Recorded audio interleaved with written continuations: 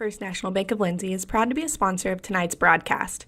Whether you're looking for a business loan, personal loan, or a certain type of deposit product, chances are we have what you're looking for. First National Bank, locally owned and operated, insured by FDIC, Equal Housing Lender. For all your construction needs, give Brad Taylor a call with B&S Construction at 1-405-428-0039. B&S Construction specializes in concrete pads, sidewalks, and metal buildings of all sizes. Call Brad today for a free estimate. The crew at B&S Construction would like to wish the Leopards a safe and successful season. Go Lindsay! For all your oil-filled electrical needs, call Michael Schrock with SOS Electrical. SOS is a family-owned business that specializes in oil-filled, industrial, and commercial electrical construction and maintenance. No job is too big, no job is too small. Give SOS a call at 1-405-428-1944 today. Good luck, Leopards! For over 68 years, Winans Funeral Home in Maysville, Oklahoma, has been serving families in the area during their greatest time of need, the loss of a loved one. We treat each family as if they were our own and consider it a true calling to minister to each and every family that calls upon us. We don't take caring for your loved one and your family lightly. Your care is important to us. Call on us 24 hours a day, 7 days a week, where our staff can assist your family with immediate need with the loss of a loved one, pre-need arrangement planning, pre-need burial insurance, along with questions regarding funeral burial trust accounts, Veterans Administration, and Social Security benefits questions. Myself, John W. Williams, Teresa, and Claudia are well experienced in these areas and will be more than happy to assist you in any way we can. Winans Funeral Home in Maysville, where you are family. This is Dr. Matt Shelton with Lindsay Family Dentistry. I'm a 1997 graduate of Lindsay High School and have been practicing dentistry in Lindsay since 2006. We welcome you to come by our dental practice so we can help you and your family with all your dental needs. We offer dental services for everyone at every age, from braces to aligners to crowns, bridges, dentures, and implants. Give us a call today at 405-756-4093 or stop by at 102 Southwest 7th Street and let us give you the healthy, beautiful smile you've always dreamed of. Hey Leopard fans, we at American Exchange Bank are excited for another year where we get to continue our support of Lindsay Leopard Athletics. Join us in cheering on our Leopards or catch all the action right here on KBLP Live. American Exchange Bank at 402 South Main has been the bank for the Leopards for nearly 100 years. Come see us if you're looking for a different banking experience. Member FDIC and Equal Housing Lender. At American, we are Leopards supporting other Leopards. The team at Streamline Services contributes a great deal of their success to hard work, experience, and above all, a positive health and safety protocol. There is every reason they should be your next phone call for any of your oil and gas swabbing needs. Give Austin Smith a call today at 1-405-756-7763 to see how Streamline Services can help with your project while ensuring safety and professionalism without sacrificing quality work being done. Everyone at Streamline Services wishes the best of luck to everyone at Lindsay Public Schools this year. Go Leopards. Are you tired of doing laundry? Give Sunshine Suds a call and let them do it for you. Sunshine Suds will wash and fold your clothes, and they also offer dry cleaning. Sunshine Suds also does quilting and alterations. Load up that laundry basket and head to Sunshine Suds, located at 107 Southwest 2nd Street in Lindsay, Oklahoma, or give them a call at 405-756-2850. First National Bank of Lindsay is proud to be a sponsor of tonight's broadcast. Whether you're looking for a business loan, personal loan, or a certain type of deposit product, chances are we have what you're looking for. First National Bank, locally owned and operated, insured by FDIC, Equal Housing Lender. BC Factoring and Finance is a local, family-owned finance company. We assist small businesses with flexible and creative financing solutions to meet their cash flow needs. Call us to discuss ways we can help free up your time to focus on building your business. Visit us online at bcfactoring.com or give us a call at 405-259-2104. Go, Lindsay!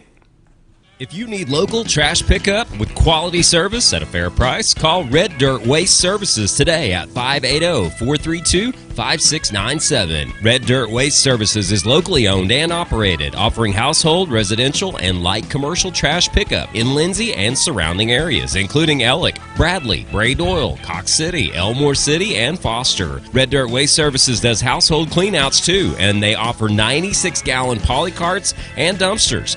Bagged, loose, or heavy items, doesn't matter, they'll come get it. Red Dirt Waste Services even offers valet service, so you don't even have to take your trash to the curb. Schedule your weekly pickup today by calling 580-432-5697. Stop paying more than you have to for quality, dependable, and locally owned trash pickup. Call Red Dirt Waste Services at 580-432-5697. That's 580-432-5697. Taco Truck is ready to curb your hunger. The traveling taco truck has locations in Lindsay and Blanchard and is available for catering services. You can contact El Unico to book your next event at 405-760-0821. El Unico enjoys supporting all of our Leopards with their Taco Tuesdays. Reach out to El Unico for your next event. Hughes Heat and Air is a family-owned business that serves Lindsay and surrounding areas. Hughes Heat and Air provides service for residential and commercial jobs, including simple repairs and new installations. Hugh and his crew take pride in providing professional, efficient, and reliable work at affordable rates. For your next heat and air project, give Hugh a call at 1-405-756-6399. Good luck, Lindsay. Capturing all your special moments is such a blessing to me. From running down the ball field to walking down the aisle. Call or text Photography Blessings by Lacey for all your photography needs. 405-428-0305. Go Leopards and Leopardettes. Hey Leopard fans, we at American Exchange Bank are excited for another year where we get to continue our support of Lindsay Leopard Athletics. Join us in cheering on our Leopards or catch all the action right here on KBLP Live. American Exchange Bank at 402 South Main has been the bank for the Leopards for nearly 100 years. Come see us if you're looking for a different banking experience. Member FDIC and equal housing lender. At American, we are Leopards supporting other Leopards. Tabor's Drug has been locally owned and operated for almost 60 years and has employed many Leopards and Leopardettes. We are very proud to be a supporter of our sports teams. At Tabor's Drug, your prescriptions are filled with care and accuracy, and our pharmacist is available for free consulting concerning your prescriptions bought at Tabor's. We also offer interpreters for our Spanish-speaking friends. We are a very friendly store that has that small town feel. You can reach us at 405-756-4511. Come and see us. Car Care Center is your hometown auto repair shop right here in Lindsay, America at 211 West Cherokee, providing complete automotive repair on foreign and domestic cars and trucks. So if your ride needs repair or service, Car Care Center can get it done. Whether it's radiators, mufflers, brakes, or diagnostics, Car Care Center can handle whatever you need to get back on the road. Call Car Care Center at 405-756-1447. That's 756-1447. Available Monday through Friday from 8 a.m. to 5 p.m. That's Car Care Center at 211 West Cherokee in Lindsay. Insurance provides insurance coverage to best suit your needs. We offer auto, home, farm, life, and business policies. Come by 109 West Chickasaw or call 405-756-2253. Clements Insurance is carrying on the tradition to satisfy you. So come see me, Keith, or Beth. Go Lindsay. Whether you want to promote your business or unite your team, depend on Design It. Locally owned and operated, we are dedicated to offering the service you need to give you the results you deserve. We are committed to providing you with custom screen printing, embroidery, custom graphic designs, logo designs, and we have a creative arts department and an in-house artist who can take your idea and give it our professional touch with custom art services. Contact us today.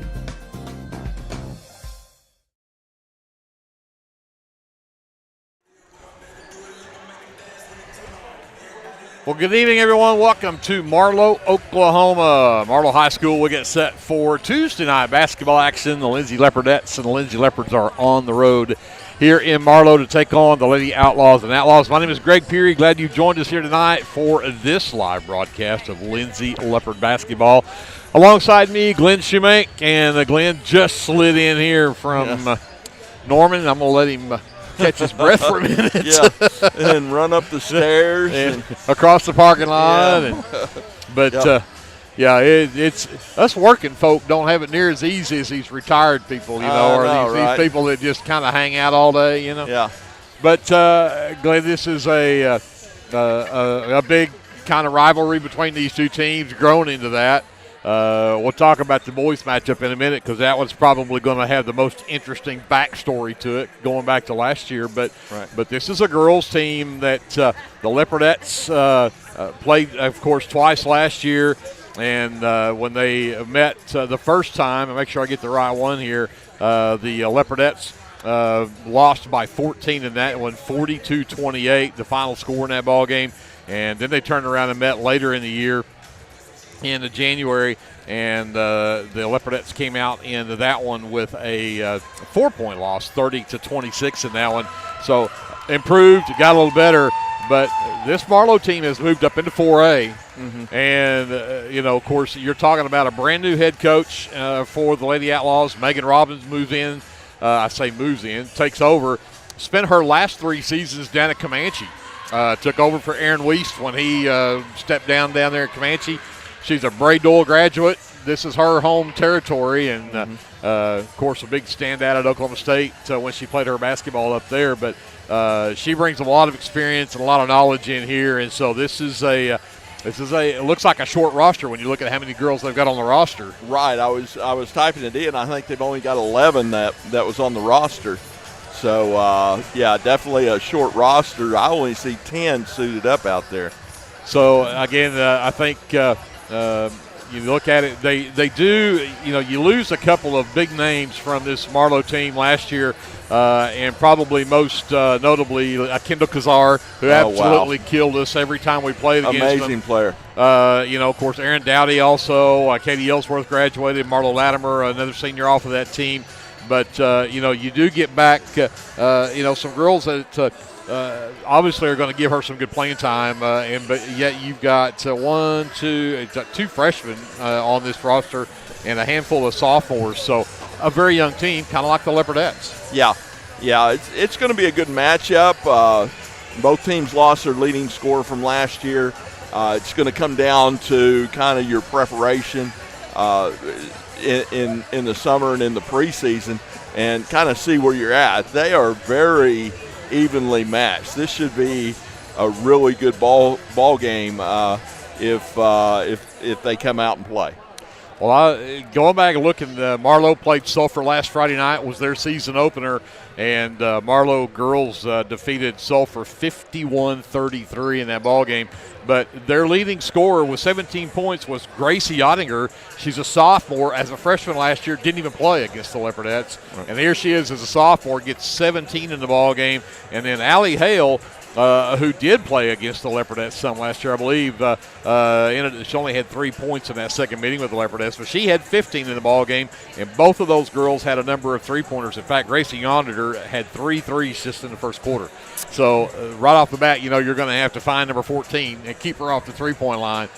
But the Leopardettes have changed their lineup a little bit. We'll talk about starting lineups here a little bit. But, they've been able to hit some threes here. They're going to have to be able to do that tonight. They're coming off that game at Purcell where the Purcell defense just absolutely stifled the Leopardettes. They really struggled against that, and they ended up with a 66-47 loss. 18 points from Maddie McGowan in the ball game, had 3 threes in the game, 16 from Cannon Russell.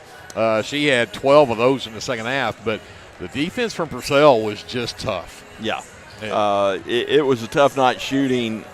We shot a lot of threes, but we actually made more than we did our first outing. So you'd like to see that trend continue tonight and throughout the year. But I think the big advantage that we've got this year, they really went to Maddie down low. I know she hit some threes, but when she gets her post game going, and we can inside out people, we're going to be really tough. And this Marlow club, they don't have a whole lot of size. I think Maddie can take advantage of that, and we can kind of not rely so much on the three. You know? Well, and of course, Maddie again, 18 in the ball game, 11 of those in that second half. But yet, you know, again, that's where there's so many weapons on this team. You talked about, Valenciano hit a three in that ball game. She just finished with 7 points, but Valenciano can hit the three. Brecken Klein, we know how dangerous she is from three. Right, outstanding first game. Yeah, I mean, just absolutely. So you're right. I think once we get Maddie in there, and she is so good at that post move. She can go to the right hand. She can go to the left hand. She can do the little baby hook. She can do the scoop shot. She can do the little jumper. I mean, she's got all the weapons in there. And you're right. I think we're going to have to take advantage of that tonight. Yeah, you throw Cannon Russell in there and her ability to go to the hole and make things happen and drive and dish, then, we've got a lot of weapons. We need to play some good defense. And if those girls, sounds like Marlow likes to shoot the three, we better get out there and cover them. Absolutely. Well, let's take a break before we go any further in our First National Bank pregame show here from Marlow. We've got a lot of sponsors that we need to say thank you to. We could not do this without you. And so we give you our biggest heartfelt thanks for being sponsors of Leopardette basketball here on KBLP Live. Some words from them. We're back with more from Marlow right after this on KBLP Live. This is Brandon Cottrell, pastor at Calvary Baptist Church. Just want to take a moment and invite you to come worship with us this Sunday. Classes begin at 9:30 and worship follows at 10:45. We have something for all ages each Wednesday night. Meals begin at 5:30 and Bible study follows at 6:30. We would love to have you come be a part of our worship. We are located 410 West Chickasaw. Come join us.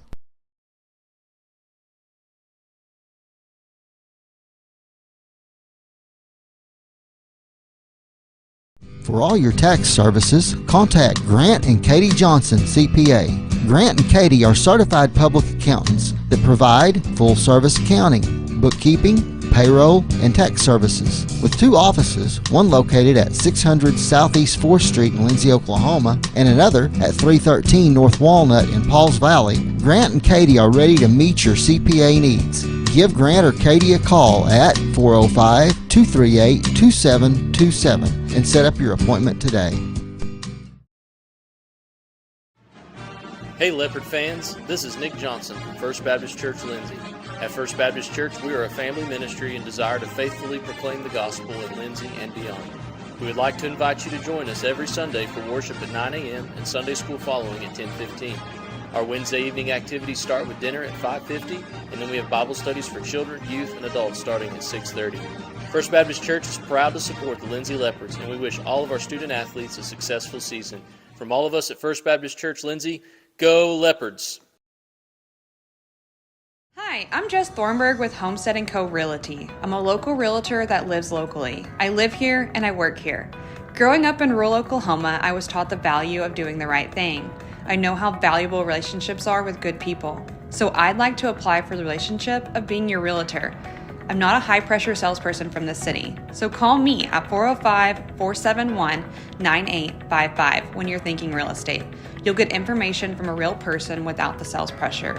Call me at 405-471-9855. Let's go, Lindsay.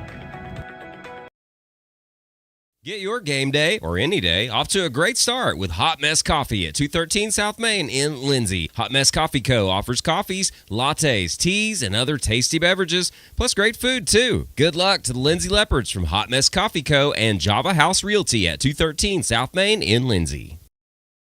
With Oklahoma's weather being unpredictable, you need a trusted roofing company. At Legacy Roofing and Construction, we are proud to serve Lindsay, Oklahoma, and the surrounding areas. Call Legacy Roofing and Construction for a free estimate at 405-756-8855 or visit our website at legacy-roofing.com.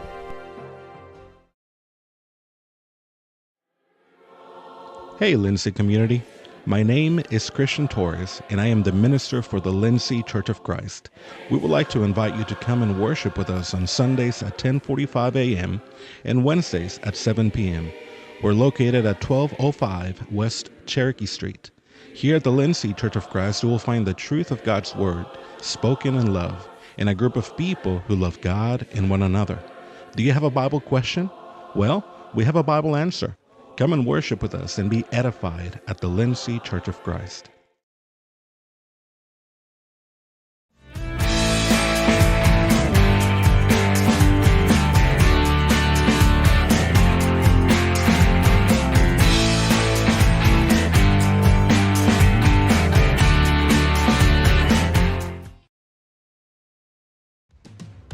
If you have a hankering for the best barbecue in South Central Oklahoma, then get yourself down to the Meat Locker Barbecue in Lindsay.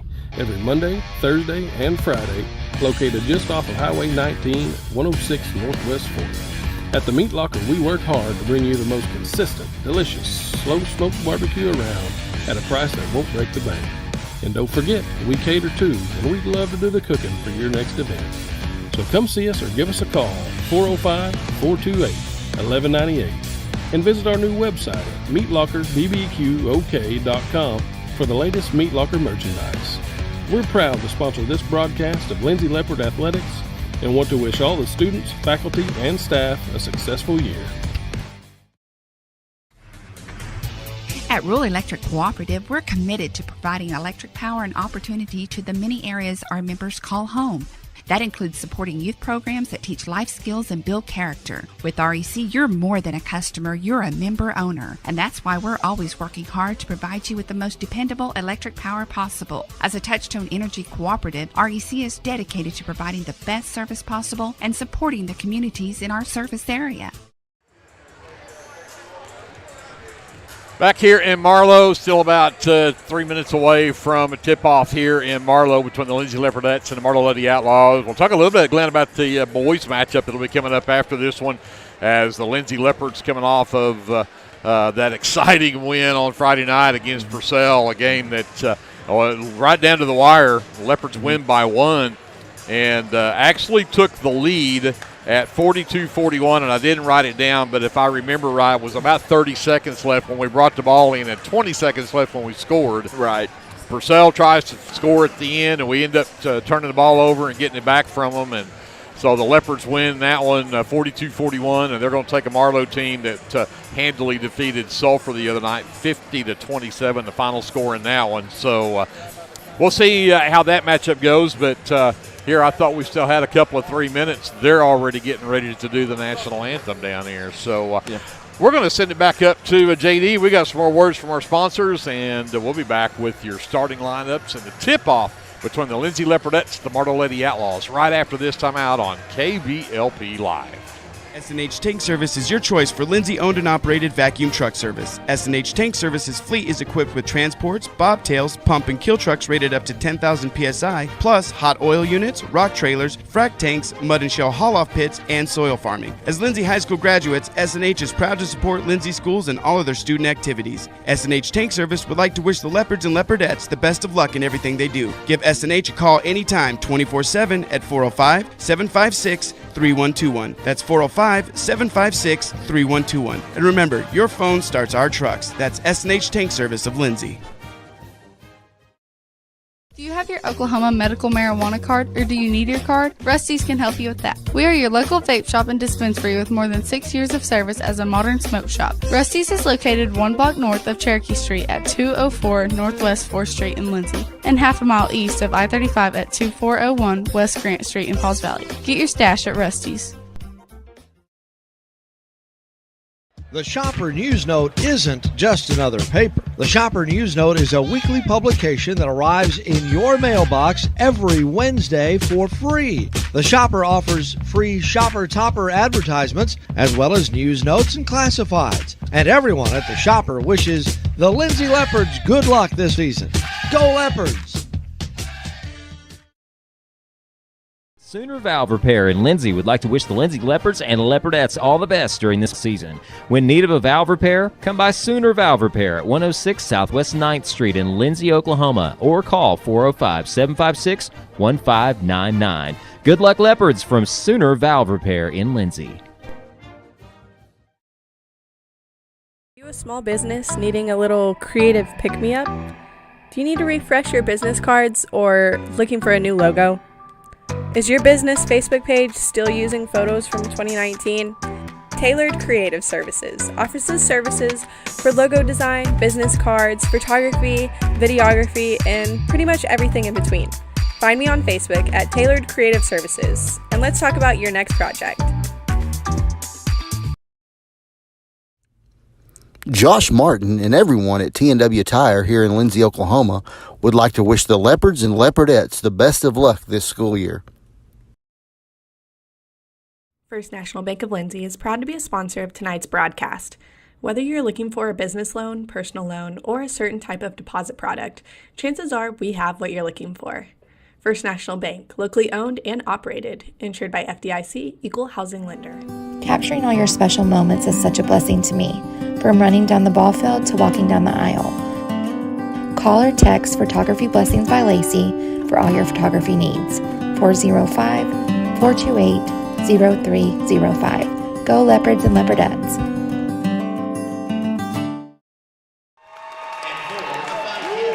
We are back here in Marlow. Let's get you the starting lineups. The Leopardettes being introduced first. Let's get you to that one since we know who those are going to be. They'll start the junior number 1, Gentry Wilmot gets to start tonight. At forward will be a junior number 5, Madison McGowan. Also at forward, a junior number 10, Leslie Wilmot. At guard, number 22, Cannon Russell. She is a junior. And also at guard, a senior, number 24, Eris De Valenciano. The head coach for the Lindsay Leopards is Brian Cater. He is assisted by Johnny Dodd, and the Leopardettes coming in 1-1 on the season after that loss to Purcell last Friday night. Kill the lights. Let me get my flashlight out here. We'll get you your starters, maybe, for the Marlow Lady Outlaws. Apparently, they're waiting for something to play or something to go on here. It's time to get up and on your feet and down your streets. And let's get the starting lineup of your Marlow Outlaws. So, for the Lady Outlaws. Starting at guard, a 5'8" senior, number 3, Jimmy Hunt. So, a 5'8" senior, number 3, Jimmy Hunt, will start at the guard position. At forward will be number 12, Carson Lovett. She is a 5'8" sophomore. Number 14 is Gracie Ottinger. She is a 5'10" junior. I mentioned Ottinger, just a sophomore. I said junior just now. She is just a sophomore. Allie Hale, number 23, is a 5'10" senior. And to round out the starting 5, number 32, Kentley Davis. She is a 5'10" senior. The head coach in her first year here at Marlow is Megan Robbins. She is assisted by Trey Kaufman and by Julie McCauley. And the Lady Outlaws coming in 1-0 on the season. Their only game against Sulphur last Friday night, the game that they won by 18, 51-33, the final score in that ballgame. Greg Peary, Glenn Shoemake here in Marlow. J.D. Scruggs back on the live stream. Andrew ESPN Lyon on the camera. Kevin Scruggs here. Brianna Miller back at our studios. Cece Lyon and Paige Sutherland rounding out our KBLP Live crew. Glad that you joined us here tonight for this broadcast of Leopardette basketball. Ottinger and McGowan will step up to tip this one away to get the game started. And controlled by Ottinger into the backcourt. Hunt will be on control. She is picked up by Gentry Wilmot. We'll go with Gentry and Leslie since both Wilmots are on the floor at the same time.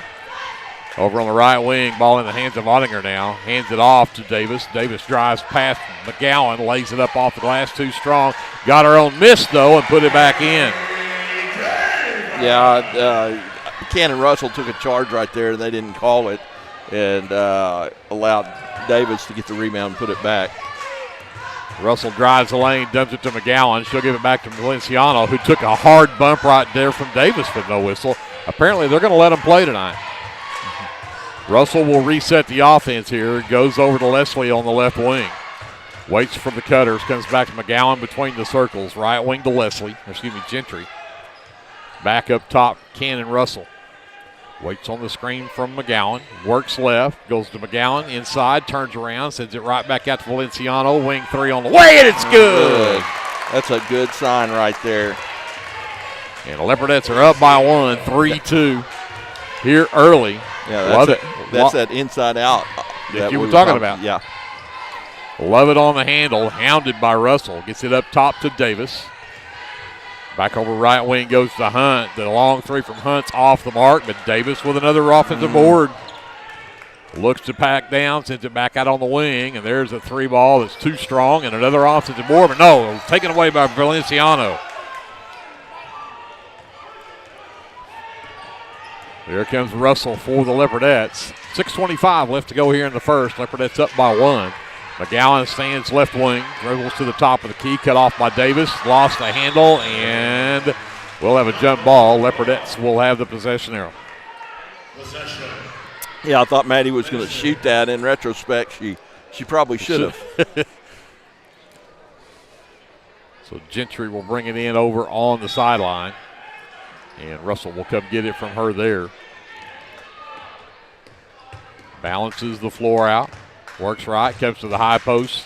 Leslie flips it over to McGowan. Three on the left wing on the way. Skips across, no good, and it'll bounce out of bounds. And it'll be a Lady Outlaw basketball. 6:04 left here in the first. 3-2 Leopards up by 1. Yeah, I'd like to see this full court pressure coming out. We got to put some pressure on them. Try to get a turnover here. Lovett tries to work her way up against Russell. Does get across the timeline. Flips it over to Lovett. It was actually Ottinger bringing it up the floor. Lovett now to the high post to Davis. Waits for Cutters. Turns around. Right elbow jumper. Up and good for Kenley Davis. 4-3 Lady Outlaws.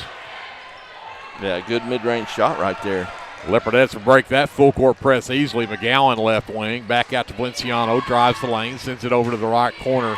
Gentry Wilmot. Pass intended for McGowan is knocked away. Second turnover on the Leopards. Yeah, Davis knocked that away. She's having a good start of this game. Love it on the handle. Works to the right wing and then tipped out of bounds by Cannon Russell on the defense. It stays with the Lady Outlaws.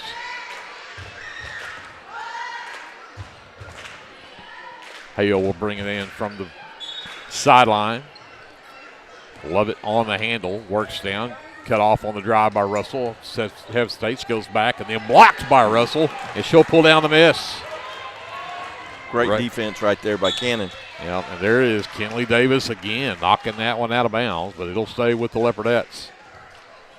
Yeah, she's all over the place, I tell you. Russell gets the inbounds. Waits for everybody to get in position. Goes to the high post. McGowan knocked loose, and another jump ball, and that'll go as a turnover on the Leopards. Kenley Davis playing absolutely fantastic defense right now. She's forced three turnovers pretty much. And she has all their points. So Lovett gets the inbound. Aristaver brings the trap. Got her in the sideline, but found wide open Ottinger underneath, who lays it up and in. And it is 6-3 Lady Outlaws. 4:40 left to go. Smart play by the Outlaws right there. Valenciano drives around, reverse off the bottom of the glass, won't work, but there is got her own miss. Russell with a wide open three left wing, rattles in. And timeout, Lindsay ties the game at 6, and we've got a 30-second timeout on the floor. We'll take it with them. Come back to Marlow after this. Live coverage of Leopardette basketball is presented by the First National Bank here on KBLP Live. For all your construction needs, give Brad Taylor a call with B&S Construction at 1-405-428-0039. B&S Construction specializes in concrete pads, sidewalks, and metal buildings of all sizes. Call Brad today for a free estimate. The crew at B&S Construction would like to wish the Leopards a safe and successful season. Go Lindsay!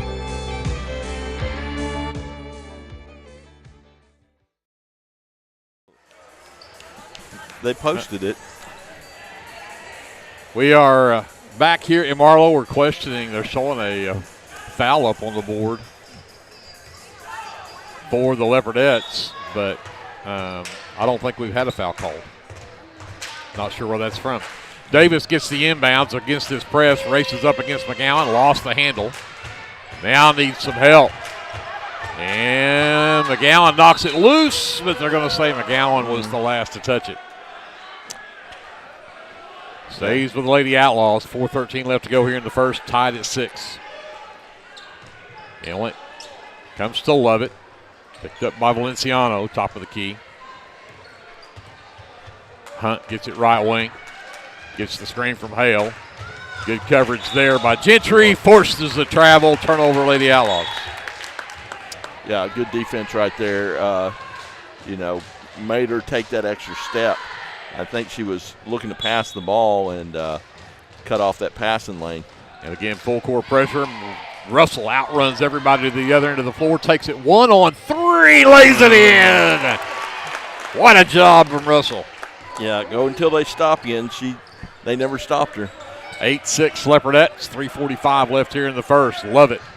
Looks to penetrate. Dumps it to Hunt out on the left baseline. Back out to Davis, who works toward the top of the key.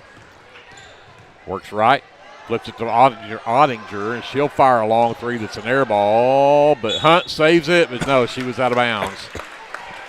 Second turnover on the Lady Outlaws, and that will get number 1, Kinley Castle, in the game for Marlow.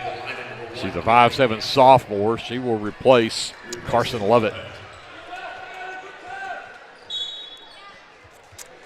You wonder how long they're going to stay in this press. It's not been very effective. Yep, they nearly got an over and back right there. Leopardettes get it across, though, in the lane. Russell lost the handle. Out of control there, and ahead. Here goes Hunt, and she traveled with it. Yep.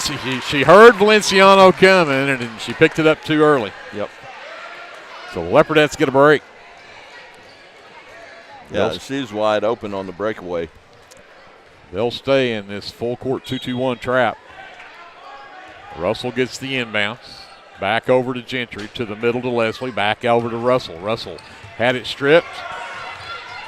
Gets it over to McGowan. Baseline three from Maddie is too strong, and Leslie can't come up with it. That is a Castle that does. Ottinger at the top of the key. Back over to Castle. Haley gets the screen. Castle on the dribble. Comes to Hunt, left wing. The screen from Davis. Good defense there. The Leopardettes hedge both sides of that screen. And then great defense, McGowan, but they're going to say she pushed Kentley Davis down, and that'll be the first foul of the game. It's kind of like the pass interference call. I think if she'd have had her head around. Right, there you go. Maybe, looking for the ball. Right, maybe. That's what came to mind when I saw that anyway. So we've got Brecken Klein coming in the ball game. She's going to replace Gentry Wilmot. Klein is the 5'8" sophomore. Inbounds comes all the way up to Klein with the steal. 1-on-1 against Ottinger, but she'll have to pull it back out. McGowan on the wing right side. Skip it to Valenciano left wing. Into the lane, dumps it down low. What a give and go there. Valenciano to Leslie Wilmot for the basket. Yeah, great drive and dish. 10-6. And nearly a turnover. Hunt will chase it down. And nearly another steal there, but Davis came up with it. Hale from the left side nails the three. Allie Hale makes it a 10-9 ball game. Leopardettes by 1. 1:55 left to go here in the first. Hale bats the pass out of bounds. It stays with the Leopardettes. Lovett returns for the Lady Outlaws. Also coming in number 22, Grace Lovelady. She's just a freshman. Hale and Ottinger will check out. Yeah, even though the Outlaws hit a three right there, I like how we're chasing the ball. We're really, really getting after people. McGowan, top of the key. Turns, faces Davis. Takes her to the baseline, spins back into the lane, turns back to the right hand, off the glass and in. Maddie McGowan for two. Yeah, there's that post game that we really need. 12-9 Leopardettes, a minute and a half left here in the first quarter. Lovett on the handle. Sends it out to Davis, way up on that right side. She'll take it to the baseline, reverses back to the right elbow. Flips it back to Lovett. She'll back out. Takes it to the free throw line. Dumps it to Castle. Rejected by Brecken Klein. And Klein ahead to Russell, and Russell misses the layup but draws the contact. And I think they'll get that on Hunt as Demi Hunt picks up her first. So both teams now with one team foul here in this first quarter. And to the line, Cannon Russell to shoot 2. That one is up and good. She's got 6 of the Leopardettes' 13. Second one on the way. That one also good. 14-9, Leopardettes by 5, their biggest lead of the game, with 1:05 left to go here in the first quarter. Lovett looks to battle Valenciano in the backcourt. Gets over to the corner and is trapped, and it's loose on the floor. Davis will come away with it. Got away to Lovett, and in the lane, wide open layup is missed, and then Leslie Wilmot gets tied up in there with Carson Lovett, and Leopardettes have the possession arrow. Woo! Grace Lovelady missed the money right there. When we went to double, left her wide open. They're doing a good job of finding that person when we go to double, so we're going to have to kind of pick and choose when we do that. Klein to Leslie Wilmot, drives all the way into the lane, draws the contact. She'll head to the free throw line. The foul called on number 12, Carson Lovett, her first, team second. This will put Leslie Wilmot at the line to shoot 2. 36 seconds left to go here in the first quarter. Leopardettes have a 5-point lead, may get 6 as Wilmot drains the first of 2.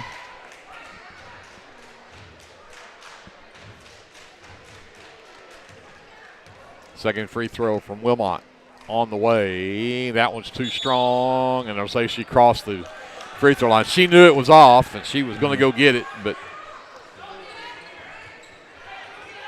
line violation there. Leopardettes full court pressure still as Davis will bring it in.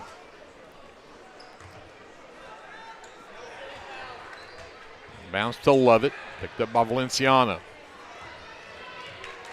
The Outlaws might look for a final shot here. Davis sets the screen, but Valenciano gets around it. Looks to re-screen. Valenciano still stays with Lovett. Davis will come get it. Gets into the lane, and they're going to call the foul on Leslie Wilmot. No, I think it's Cannon. Yeah, Cannon Russell. So Russell picks up her first, team second, but 2 free throws coming up for Kinley Davis. Scored 4 quick, and then they've kind of shut her down since then. And she cannot connect on the first of 2 free throws. Yeah, they've had her out here by the 3-point line setting screens instead of posting up inside. So second free throw from Davis is good. She has 5. It's 15-10 Leopardettes. 15 seconds left. Russell. Valenciano left wing. Pulls it back out, gets it over to Russell. Trap comes, she'll take it into the lane, has it stripped away from her, stripped again, and that'll do it. First quarter will come to an end with the Leopardettes up by 5. 15-10, our score 10-1. We'll be back with the second quarter right after this timeout. This is Leopardette basketball presented by the First National Bank here on KBLP Live. For over 68 years, Winans Funeral Home in Maysville, Oklahoma, has been serving families in the area during their greatest time of need, the loss of a loved one. We treat each family as if they were our own and consider it a true calling to minister to each and every family that calls upon us. We don't take caring for your loved one and your family lightly. Your care is important to us. Call on us 24 hours a day, 7 days a week, where our staff can assist your family with immediate need with the loss of a loved one, pre-need arrangement planning, pre-need burial insurance, along with questions regarding funeral burial trust accounts, Veterans Administration, and Social Security benefits questions. Myself, John W. Williams, Teresa, and Claudia are well experienced in these areas and will be more than happy to assist you in any way we can. Winans Funeral Home in Maysville, where you are family.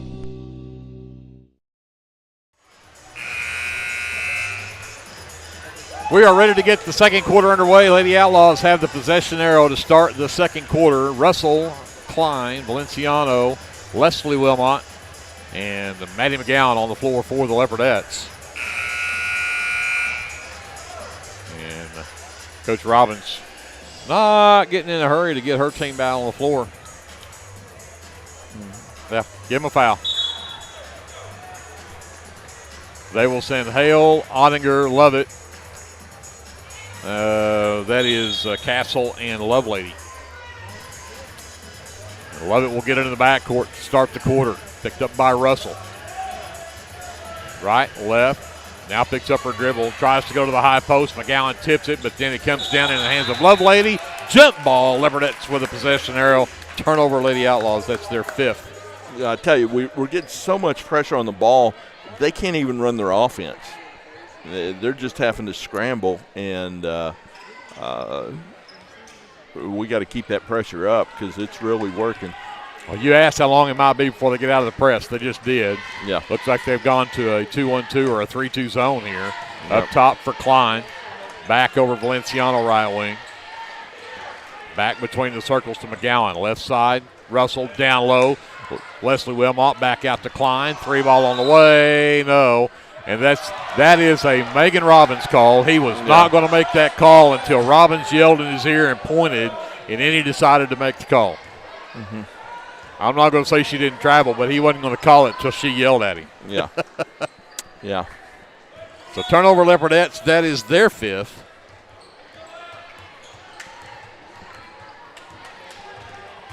Castle brings it up. Klein with her as she works to that right wing. Now goes baseline, double teamed. Got away with a travel there. And there's Russell going to pick up her second personal as she went to battle against Lovett there for that loose ball. First team foul of the quarter on the Leopardettes. So Castle will inbound on the baseline, but not until we get to Gentry Wilmot back in the ball game. Cannon will come out with those two fouls.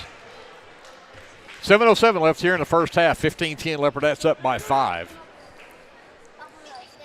Castle still looks. Finally gets it to that right elbow to Lovelady, and she'll give it up for Lovett. Sets the offense top of the key. Ottinger to left wing. Works around the screen from Lovelady. Valenciano stays with her and again drives down, and now all of a sudden we're going to start calling fouls. That will go. Valenciano's first, team second. We played the whole first quarter and only picked up 2 fouls, and now we've got 2, and we've only played, a minute and 10 seconds of this quarter. Davis and Hunt returned for the Lady Outlaws. Lovelady and Castle will sit.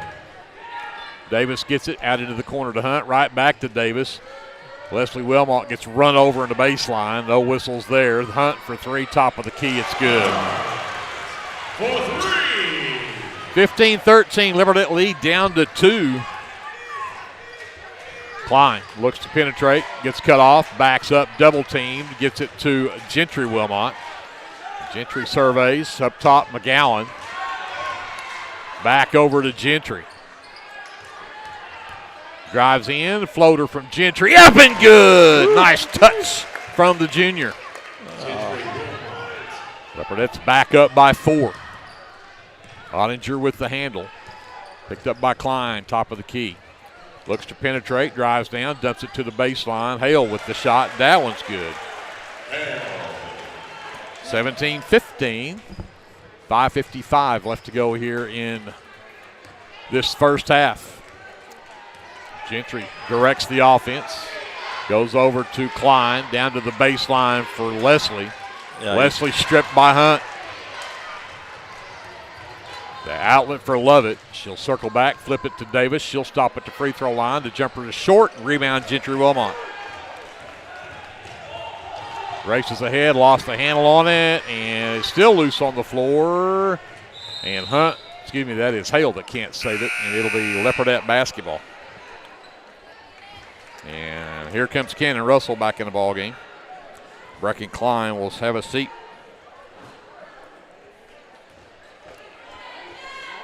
Gentry will bring it up for the Leopardettes. The trap comes. High lob pass to Russell, reached around. And again, there's all kinds of contact there. That's either a foul or a jump ball, and he didn't call either one. The Leopardettes get a break as it ends up being knocked out of bounds by the Lady Outlaws, but Davis had her arm completely wrapped around the girl there and didn't even call anything. And there's Hunt coming in from behind McGowan, knocking it out of bounds. Leopardettes got to take better care of their passes, and the girls are going to have to get more open. Lob all the way to the top for Russell. We approach 5 minutes left in the half. Leopardettes with the ball and a 2-point lead. Valenciano right wing. Looks inside, comes back up top to Gentry. Left side McGowan. Catch fire three is on the way, and it's good. Maddie McGowan for three, has 5 in the ball game. It's 20-15, Leopardettes by 5. Lovett gets away from everybody, stops at the free throw line. Jumper won't drop. Gentry Wilmot with another board. Ahead to Russell, 2-on-1 break. Russell gets around Davis, lays it up but missed it. Davis with the rebound, outlet for Ottinger. Drives down to 2-on-1, and Hale misses another layup, and then Russell steals the rebound away from Davis. Whew. Valenciano gives it back to Cannon as she crosses the timeline. She'll circle back.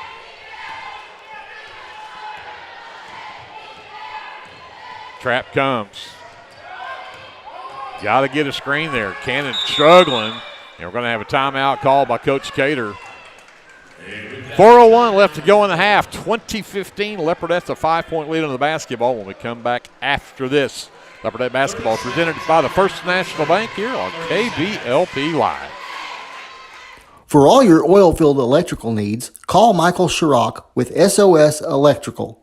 SOS is a family-owned business that specializes in oil-filled, industrial, and commercial electrical construction and maintenance. No job is too big, no job is too small. Give SOS a call at 1-405-428-1944 today. Good luck, Leopards!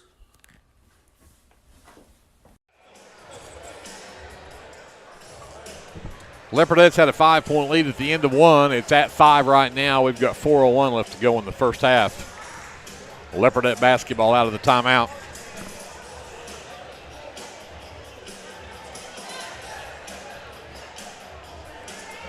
Leslie. Russell in the backcourt will bring it across. Up top, Leslie. McGowan, 3 ball straight ahead, off the back iron, top of the backboard, and missed. Hunt with the rebound for the Lady Outlaws. Going for a knockout punch there. I'll take it if she can hit it for sure. Yeah, she hit her last one from right there. In the corner, Hale. Leslie Wilmot on her. Looks to go back baseline. Cut off there. Needs help. Into the lane. Davis misses the pass. Ottinger comes up with it. Just throws one up. It's grabbed underneath there by Leslie Wilmot. Yeah, good defense right there. Forced a bad shot. McGowan top of the key. Hands to Valenciano. Flips it out to the right side. Leslie Wilmot for three. It's good. 23-15 Leopardettes. Their biggest lead comes with 3:05 left to go in the half. Timeout, Marlow. We'll take a 30-second timeout. We'll come back to Marlow after this. Leopardette basketball is presented by the First National Bank here on KBLP Live. This is Dr. Matt Shelton with Lindsay Family Dentistry. I'm a 1997 graduate of Lindsay High School and have been practicing dentistry in Lindsay since 2006. We welcome you to come to our dental practice so we can help you and your family with all your dental needs. We offer dental services for everyone at every age, from braces to aligners to crowns, bridges, dentures, and implants. Give us a call today at 405-756-4093 or stop by at 102 Southwest 7th Street and let us give you the healthy, beautiful smile you've always dreamed of.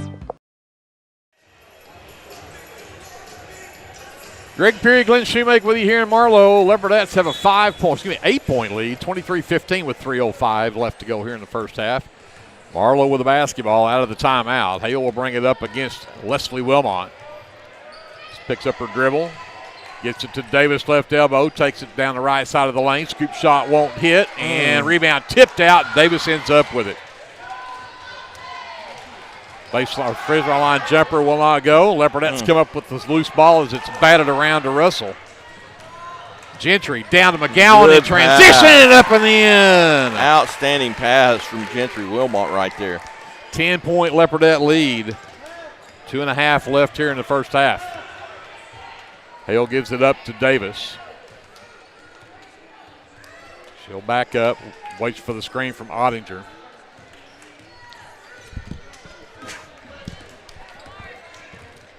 Love it with Cannon Russell on her and nearly got the ball stripped. We don't need Cannon picking up her third. That's true. That's first thing I thought of right there. Yeah. Ottinger looks to drive down, tried to dump it out to Hale. Hale wasn't ready for the pass. That'll be the 7th turnover on the Lady Outlaws. Yeah, that defense is really giving the Outlaws fits. So Leopards with the ball in a 10-point lead, 1:50 left before halftime. McGowan. Valenciano works across to the left side. Russell nearly lost the handle, got it back. And they'll reset around the screen from McGowan. Again, a bump from Davis, and we cannot get a call. Yeah. And they're going to call a jump ball. Oh, my goodness. Davis was all over McGowan. And Coach Cater just looks at him and goes, how? All kinds of contact there, and there is no whistles. It's a jump ball, and Lady Outlaws have the possession arrow. Yeah, tough break. Tough break. That's the 8th turnover now on the Leopardettes. Down on the baseline, Castle lost it, and it'll be Leopardette basketball off the 8th turnover now on the Lady Outlaws. Yep, off the foot. 1:28 left to go before halftime. 25-15, Leopardettes with the lead. Russell brings it across the timeline, goes to the high post of McGowan. Waits for the cutters. Valenciano gets around everybody. Off the glass. The and one coming for Eris de Valenciano. And I think the foul was on Lovelady, who's not on the floor. Who did they call that foul on? Valenciano cannot hit the free throw. 24. They don't have a 24. No. Right elbow. Davis turns down the shot. Ottinger works on Valenciano. There's a pass batted by Gentry Wilmot. Leopardettes cannot come up with it, and they're going to say it's off. The Leopardettes, Coach Cater, cannot believe. Rough.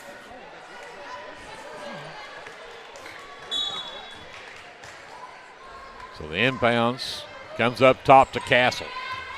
Under a minute to go now here in the second quarter. Up top between the circles for Davis. Down to the baseline. Hale drives in, throws one up, and we're going to get fouled. And free throws coming up. That one goes on Leslie Wilmot. That's her first. That'll be the 3rd team foul, I think, here in the quarter. And Hale cannot hit the front end of that. The Lady Outlaws are 0 for 3 from the line.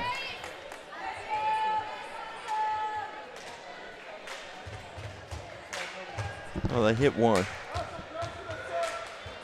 Oh, did Davis hit her second one over Yeah. there? I did miss that one. I don't have it marked. And out of bounds, and they're still going to say it's off the Leopardettes. Yeah, we were fighting each other for it. 28-15, Leopardettes. 49 seconds left here. Davis sends it back up to Hunt. Hunt looks to drive in. Sends it to Castle. Left elbow jumper from Castle's off the mark. And they're going to say that one's off of Allie Hale. Out of bounds. It'll go back to the Leopardettes.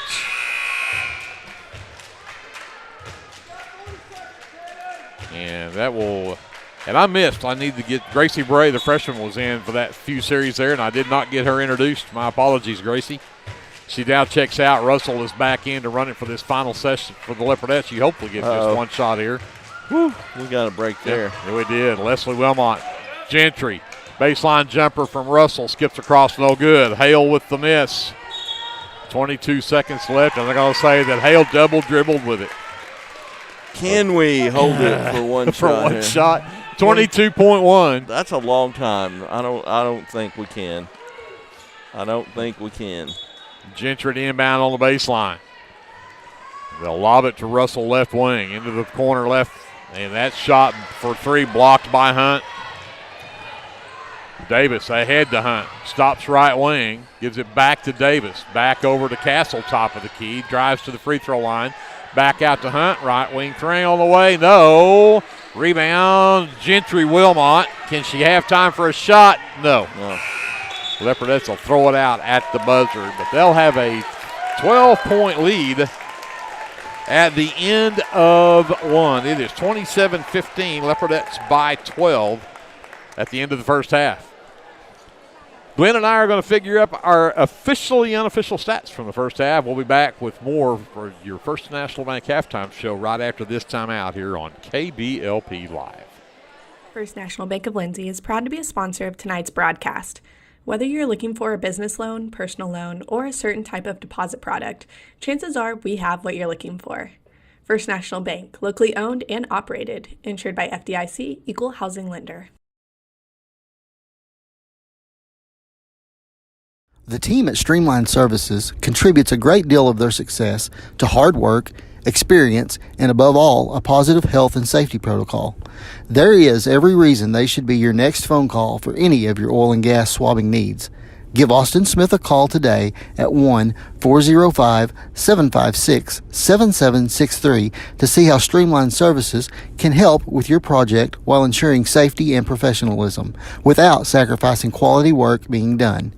Everyone at Streamline Services wishes the best of luck to everyone at Lindsay Public Schools this year. Go Leopards!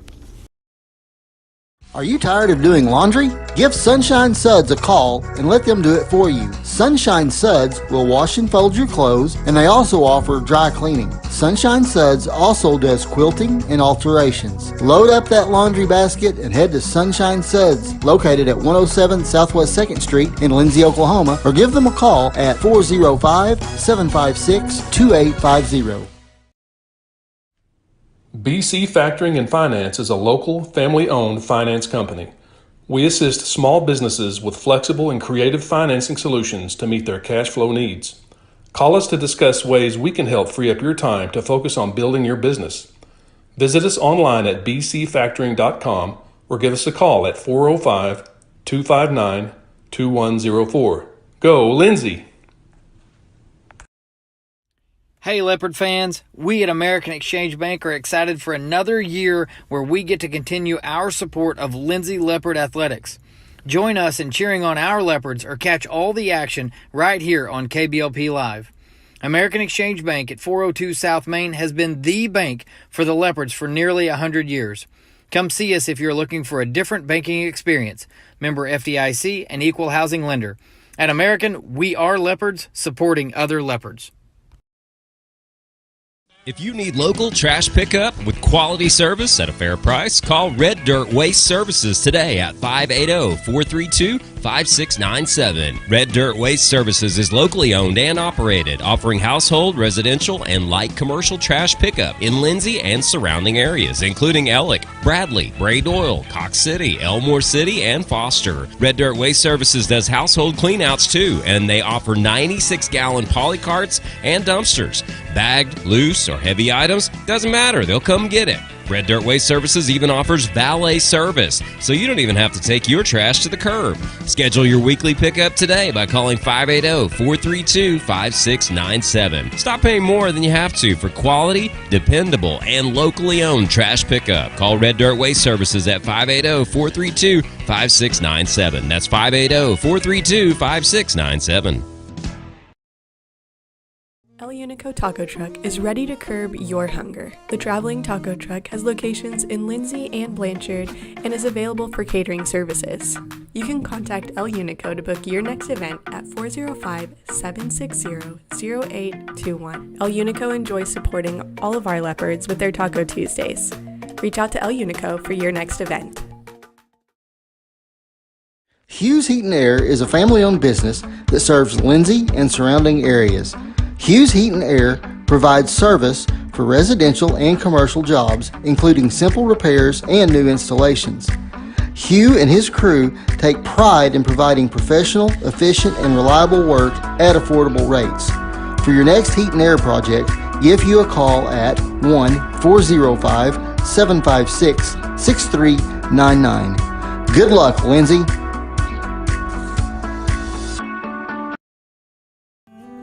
Capturing all your special moments is such a blessing to me, from running down the ball field to walking down the aisle. Call or text Photography Blessings by Lacey for all your photography needs. 405-428-0305. Go Leopards and Leopardettes. Tabor's Drug has been locally owned and operated for almost 60 years and has employed many Leopards and Leopardettes. We are very proud to be a supporter of our sports teams.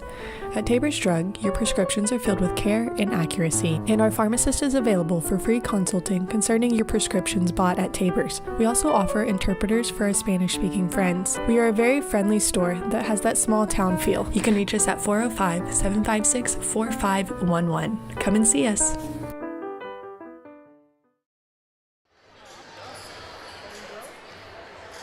Back here at halftime, your First National Bank halftime show from Marlow, Greg Peary, Glenn Shoemake, and the Leopardettes.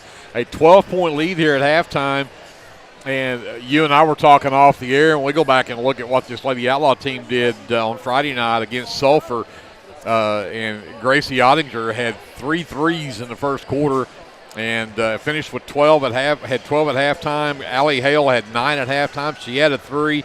And the Leopardette defense has pretty much kept those two completely shut down here in this first half. Yeah, I tell you, it's really been a thing of beauty to see the defense that the Leopardettes are playing. They have completely taken Marlow out of their offense. They can't even run an offense. They are just scrambling. They might make an initial pass and an initial screen, and then after that, they can't even pass the ball around each other. And a lot of that is the Leopardettes and the pressure on the ball and the pressure off the ball. So continue that second half for sure. Well, let's look at the scoring from the first half. We'll start with the Lady Outlaws. And Kentley Davis and Allie Hale both have 5 apiece there in the first half. Demi Hunt has a 3-point basket there in that second quarter for her 3 points. And then 2 for Gracie Ottinger to round out the scoring for the Lady Outlaws. I have them 1 of 4 from the free throw line. The Leopardettes have 2 players with 7. Madison McGowan and Cannon Russell both had 7 there in that first half. 6 from Leslie Wilmot, 5 from Eris De Valenciano, and 2 from Gentry Wilmot rounds out the scoring for the Leopardettes. They were 3 of 5 from the free throw line. Leopardettes are +2 on the glass at 9-7. And then 10 turnovers for Marlow in the first half. Leopardettes with 8. And with that, we'll send it over to Glenn and talk about some of the shooting numbers. Yeah, Leopardettes are shooting, knock on wood, where's some wood? Where's some wood? They are shooting great tonight. 6 of 9 from 2-point range, which is 67%. 4 of 8 from 3-point range. You can't, 50%. 50%, yeah. And then 3 of 5 from the free throw line. That's a total of 10 for 17 from the field for 59%. And they haven't sniffed that in a half so far this year. And so shooting great from the field, both 2-point and 3-point. Marlow are 4 for 15 from 2-point range. Wow. And a lot of their shots are mid-range shots. They've missed a couple of bunnies, but 4 for 15 from 2-point range, 2 for 6 from 3-point range, and so 6 for 21 from the field for 29%. And a lot of that is the Leopardettes making them take those 10 to 15-foot jumpers that most kids are not comfortable with. They practice those shots around the basket, and then they move out there behind the three-point line. and so they don't take those mid-range shots. And so you don't practice them. They're tough to hit. And so that's the defense doing that to them. So great job. We've covered the three pretty well, although they've gotten a couple of wide open looks. But overall, great defense. Well, Leopards get the ball to start in the third quarter. Russell will get it to McGowan. The backdoor cut from Gentry. Wilmot lays it up in the end. Nice backdoor cut to put the Leopards up by 14. Now, great start here. Love it on the handle, out near the half line. They can't even seem to get in a. Yeah, they're covering that first pass away really well. Hunt does finally get it. Davis sets the screen. Free throw line jumper from Hunt. Bank is open. Demi Hunt off the glass and in. Lady Outlaws back within 12. Russell works left, goes to Valenciano around the top of the screen, gets it to Gentry. Gentry back to Russell. Russell right elbow jumper, blocked, but right into the hands of McGowan. And now they're going to say McGowan in the lane too long, and that'll be a turnover on the Leopards. Yeah, unfortunate. Leopards again in this full court pressure. Ottinger gets across, races to the baseline, double teamed, comes back out to Davis, turned down the three, drives the lane, scoop shot up and in. Yeah, you got to chop your feet when you go out there, Maddie. And then somebody's got to get in front of her and take a charge, although that's not a fun thing to do. 29-19, Leopards by 10. Leslie left wing, waits for Cutters. Up top to Gentry. Over to the right wing, Russell. Cannon surveys, comes back up top to McGowan. Three ball from Maddie on the way, way right. Ottinger with the miss.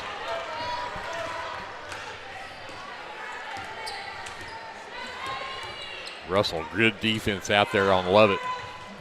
Ottinger gets it left wing, gets a screen from Hale. Oh, a little push off there. Valenciano hits the deck. No whistles. Hale will get the loose ball in the lane, though, and put it up and in and draw the foul from McGowan. And that'll be Maddie's first. Excuse me, Maddie's second. The team's first in the quarter.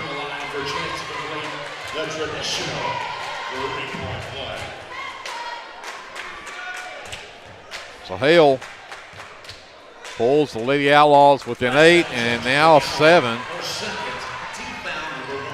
29-22. Leslie Wilmot chases down that long pass, stops left wing, comes to McGowan, top of the key. Back over to Valenciano, right wing. Back up top to Russell. Gets the screen from McGowan. Goes right back to McGowan, to Russell, to Maddie, and lost it. In transition, Hunt 1-on-2, stops the two defenders run by. She lays it in, and timeout, Leopards, as Lady Outlaws have gone on a 9-0 run to make this a 5-point game at 29-24. 5:36 left to go here in the third. We're back after this timeout on your sports leader, KBLP Live. Car Care Center is your hometown auto repair shop right here in Lindsay, America at 211 West Cherokee, providing complete automotive repair on foreign and domestic cars and trucks. So if your ride needs repair or service, Car Care Center can get it done. Whether it's radiators, mufflers, brakes, or diagnostics, Car Care Center can handle whatever you need to get back on the road. Call Car Care Center at 405-756-1447. That's 756-1447. Available Monday through Friday from 8 a.m. to 5 p.m. That's Car Care Center at 211 West Cherokee in Lindsay.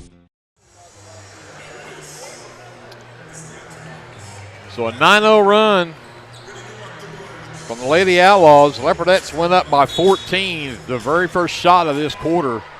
And then since then, it's been all Marlow. Russell gets it back from Gentry Wilmot. They'll set the offense up. Gentry cuts through. They'll go to McGowan right wing. Back up top, Gentry. Over to Valenciano. Valenciano back to Russell. Russell drives the lane. No, but a foul. And that will be on Carson Lovett. That'll be her second. Foul starts number 12, Carson Lovett, Marlow. Good drive right there. Great job of executing the offense. You can tell Leopard's really crisp on offense tonight. And Russell cannot get the kind roll for that one to drop in. Demi Hunt is going to check out. Kinley Castle is back in for the Lady Outlaws as Russell gets ready for her second free throw. And that one is short. Rebound, Hale. Outlet for Lovett as she'll bring it up against Russell. Left wing to Castle. The screen from Hale. Castle still looks to penetrate. Gentry Wilmot, great defense right there.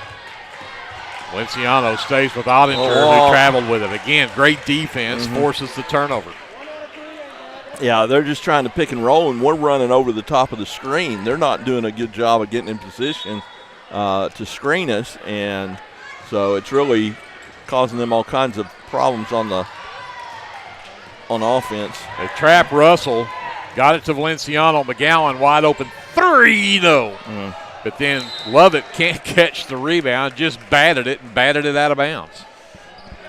So it'll stay with the Leopardettes. 5-point lead, 4:36 left to go here in the third. Gentry Wilmot baseline inbounds. Oh, there she is. Got it to Leslie in the lane, knocked loose. Gentry gets it back, though. Now she's trapped.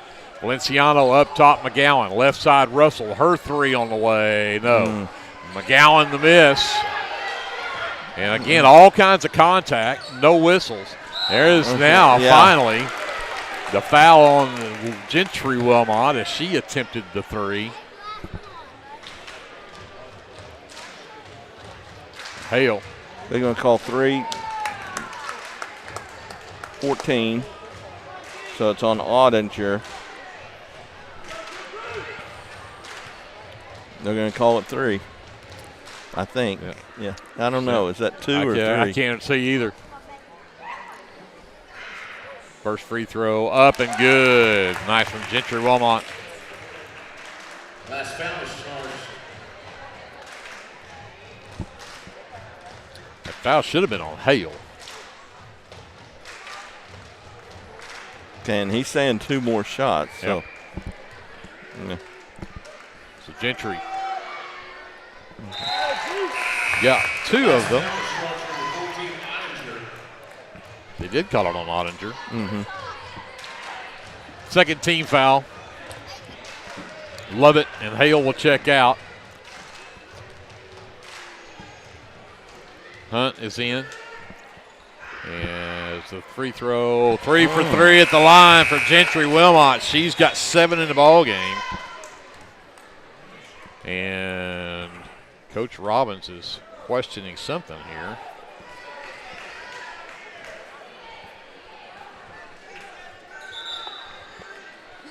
So, of course, he's going to go confer. Yeah, he's going to ask. So I think she's questioning the 3, and I think it was a 3. Yeah, I think they're questioning who the foul is on.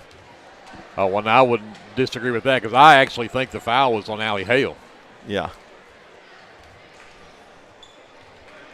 By the way, number 15, Corey Scott, the 5'7" sophomore, was the other Lady Outlaw that checked in just a moment ago.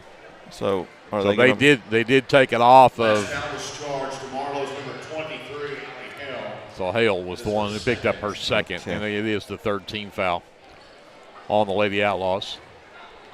So now Marlow basketball. Leopardettes full court man pressure still. Hunt will get the inbound, picked up by Russell, gives it away to Castle. Races up against Valenciano. Castle works out near the half line. Keeps the dribble alive. Now picked it up. Got it over to Hunt. Don't reach, Cannon. And Hunt lost the handle. Got it back, and we're going to have a timeout called by Marlow. Yeah. Coach Robbins not real happy with how that was going. No. So we're going to talk about it. 3:58 left in the third. 32-24. Leopardettes by 8 when we come back after this timeout here on your sports leader, KBLP Live. Clements Insurance provides insurance coverage to best suit your needs. We offer auto, home, farm, life, and business policies. Come by 109 West Chickasaw or call 405-756-2253. Clements Insurance is carrying on the tradition to satisfy you. So come see me, Keith, or Beth. Go Lindsay.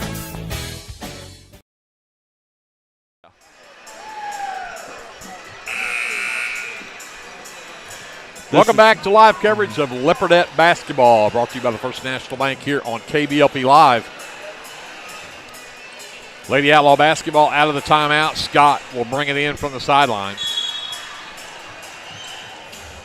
Ottinger gets the inbounds. Picked up by Valenciano as she works across the top of the key. Right side to Hunt. Davis will come set the screen. McGowan picks up Hunt on the switch. The give and go. Great retreat. Yeah. That was good hustle back there by Russell to knock that one out of bounds. Yeah, Davis actually did set a good screen for once for them and rolled, but Cannon just too quick, beat her to the spot and knocked the ball away. Gentry Wilmot checks out. Brecken Klein back in for the Leopardettes. Castle inbounds, and Klein, can she come away with it? Yes, she did. And then a 2-on-1, but Valenciano cannot handle the pass. It's still loose on the floor, and now they're going to say Hunt comes right back away with it. And then Klein's going to foul at the other end.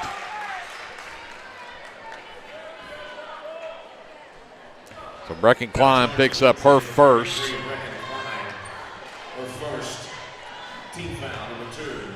Second team foul. But at the line is Demi Hunt for her first free throws of the night. And too strong with that one. Allie Hale returns for Lady Outlaws as Corey Scott will check out. And a second free throw coming up from Demi Hunt. And that one rattles in. She's got 8 in the ball game. 32-25, Leopardettes by 7. 3:25 left, all the way down the lane, and a good hustle.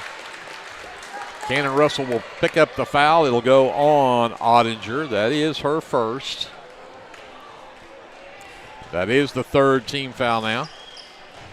Yeah, we've got to take advantage of these free throws. We did really good the first half. Up and good for Cannon Russell. Lovett returns. Castle checks out for Marlow. They're just not moving their feet. They're just standing and reaching, and if they'll call the foul, we'll have a lot of opportunities to shoot free throws. Second one from Russell. That one will fall in as well. She's now 4 of 6 from the line. And the Leopardettes are back up by 9, 34-25, 3:20 left in the third. Lovett to Hunt left wing. Gets the screen from Hale. Russell stays right with Hunt. Back to Lovett into the lane. Back up top. Ottinger for 3. Got it. Do not need her to get going. We saw that she hit 3 against Sulphur in the first quarter the other night. Russell with the ball from Leslie. Cannon directs traffic. Works left. Valenciano around the screen from McGowan. Comes back to Brecken Klein. Klein into the lane. Strips. Ball's loose on the floor. And the Leopardettes now have 11 turnovers in the game. Here comes Lovett. Left wing Hale. Catch fire 3. No. Klein with the miss. Stripped. Knocked to the floor. And Hunt comes away with it.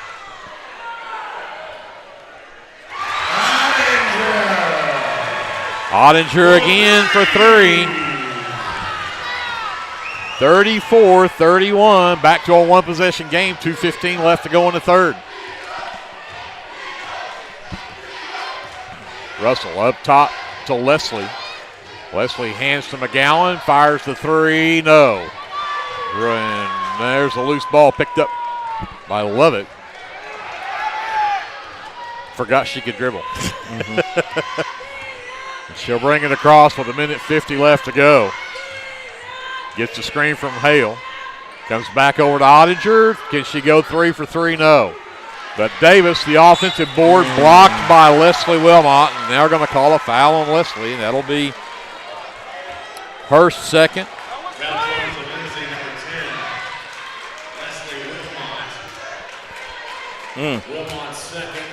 Davis to the free throw line. Davis hits that one. She was 1 of 2 her first trip to the line. That gives her 8 in the ball game. Valenciano is out. Gentry Wilmot back in. And that free throw will not go. Leslie Wilmot claims the miss for the Leopardettes. It's a 2-point game. Leopardettes up by 2, 34-32. Russell Had it stolen away, and there should be finally a foul on Davis. Her first of the game. Yeah, as physical as she plays, there's no way that should have been her first foul. Fourth team foul, so still no free throws yet for the Leopards. 1:28 left here in the third. Inbounds. Top of the key to Klein. Comes back to Gentry in the corner inside McGowan. Turns around and on Hunt. Can't get it to go. Leslie Wilmot the miss. McGowan's left elbow jumper short. And Davis will claim that miss. I bragged on our shooting too early. Love it on the handle. Russell with her. Right wing to Hunt. Davis comes to set the screen. Hunt into the lane, double team. Baseline jumper from Hale, up, no good. Rebound Klein. Outlet for Russell. She'll bring it up under a minute to go. Drives into the lane, leaves it for Leslie Wilmot. Out into the corner right side for Gentry. Got into the lane, put up shot. Goes to the free throw line. And that one will go on Allie Hale. That'll be her third. That's the 15th foul of the quarter, but with 40 seconds left, it's not a big point here, but these are a couple of big free throws coming up for Gentry Wilmot. Yeah, we need these. Got it. Pushes that lead back to 3 at 35-32. As Hale will check out, Corey Scott back in for Marlow.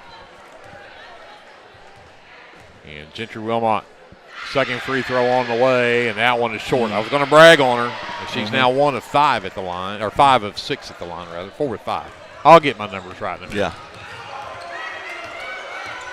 Love it on the handle. Russell stays with her to the elbow. The backdoor cut, Ottinger into the lane. Really was thought probably a travel there, and then it's stripped by McGowan as Hunt tried to go up with it. Klein races up the floor, and Hunt just puts 2 hands in the back of Brecken Klein and shoves her. Not a smart foul from Demi Hunt. Yeah, we're shooting free throws.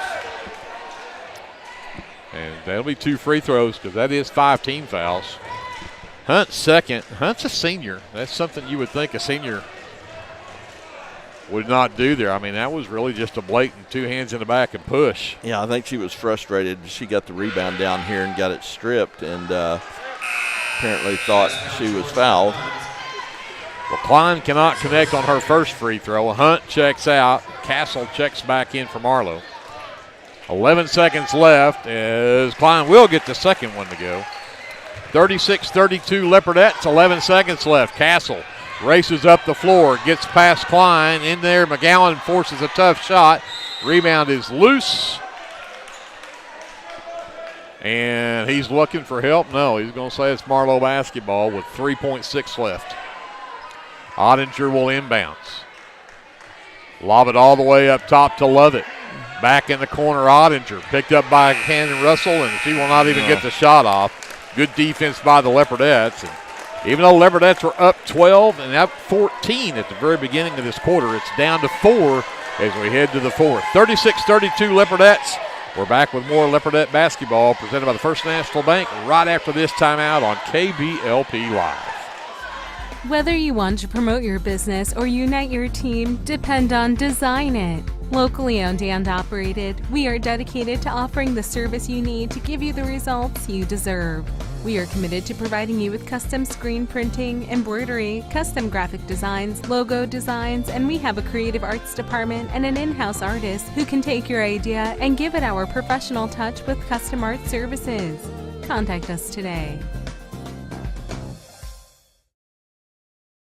This is Brandon Cottrell, pastor at Calvary Baptist Church. Just want to take a moment and invite you to come worship with us this Sunday. Classes begin at 9:30 and worship follows at 10:45. We have something for all ages each Wednesday night. Meals begin at 5:30 and Bible study follows at 6:30. We would love to have you come be a part of our worship. We are located 410 West Chickasaw. Come join us. 36-32 Leopardettes by 4 as we start the final stanza. It will be Marlow basketball to start this fourth quarter. And Glenn, I think you said 1 for 8 from the field in that quarter for the Leopards. Yep, they were 6 for 11. So we got to do a lot better. Thank goodness for free throws. 7 for 9 from the free throw line that quarter to kind of keep the lead, to be quite honest, because they came out on fire. They hit their first 1, 2, 3, 4, 5, 6 shots. Got it to Davis at the top of the key. She'll wait for cutters. Nearly knocked loose by McGowan, and then she'll lose it, carry it out of bounds. That is now 14 turnovers on Marlow for the game. The Leopards will face this full court pressure again. McGowan gets it trapped, gets it away to Gentry. Gentry overthrew Russell, and it'll be a turnover, Leopards. In the lane, Lovett can't hit the shot. McGowan clears for the Leopards, and Klein is all alone at the other end of the floor. And the run-out layup is good for Klein. Great find by Maddie there. Maddie's 5th rebound.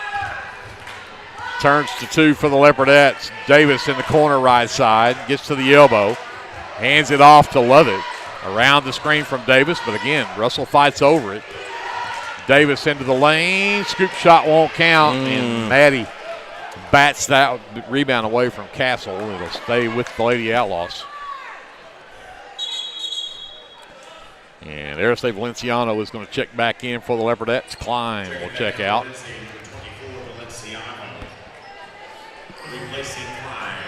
Lovett inbounds up top right side for Castle. Hands it back to Lovett. Switcher back. Yeah. Oh, we had Gentry Wilmot covering Davis there for a hot minute. Ottinger covered by Gentry Wilmot. Now Davis baseline. Got around McGowan.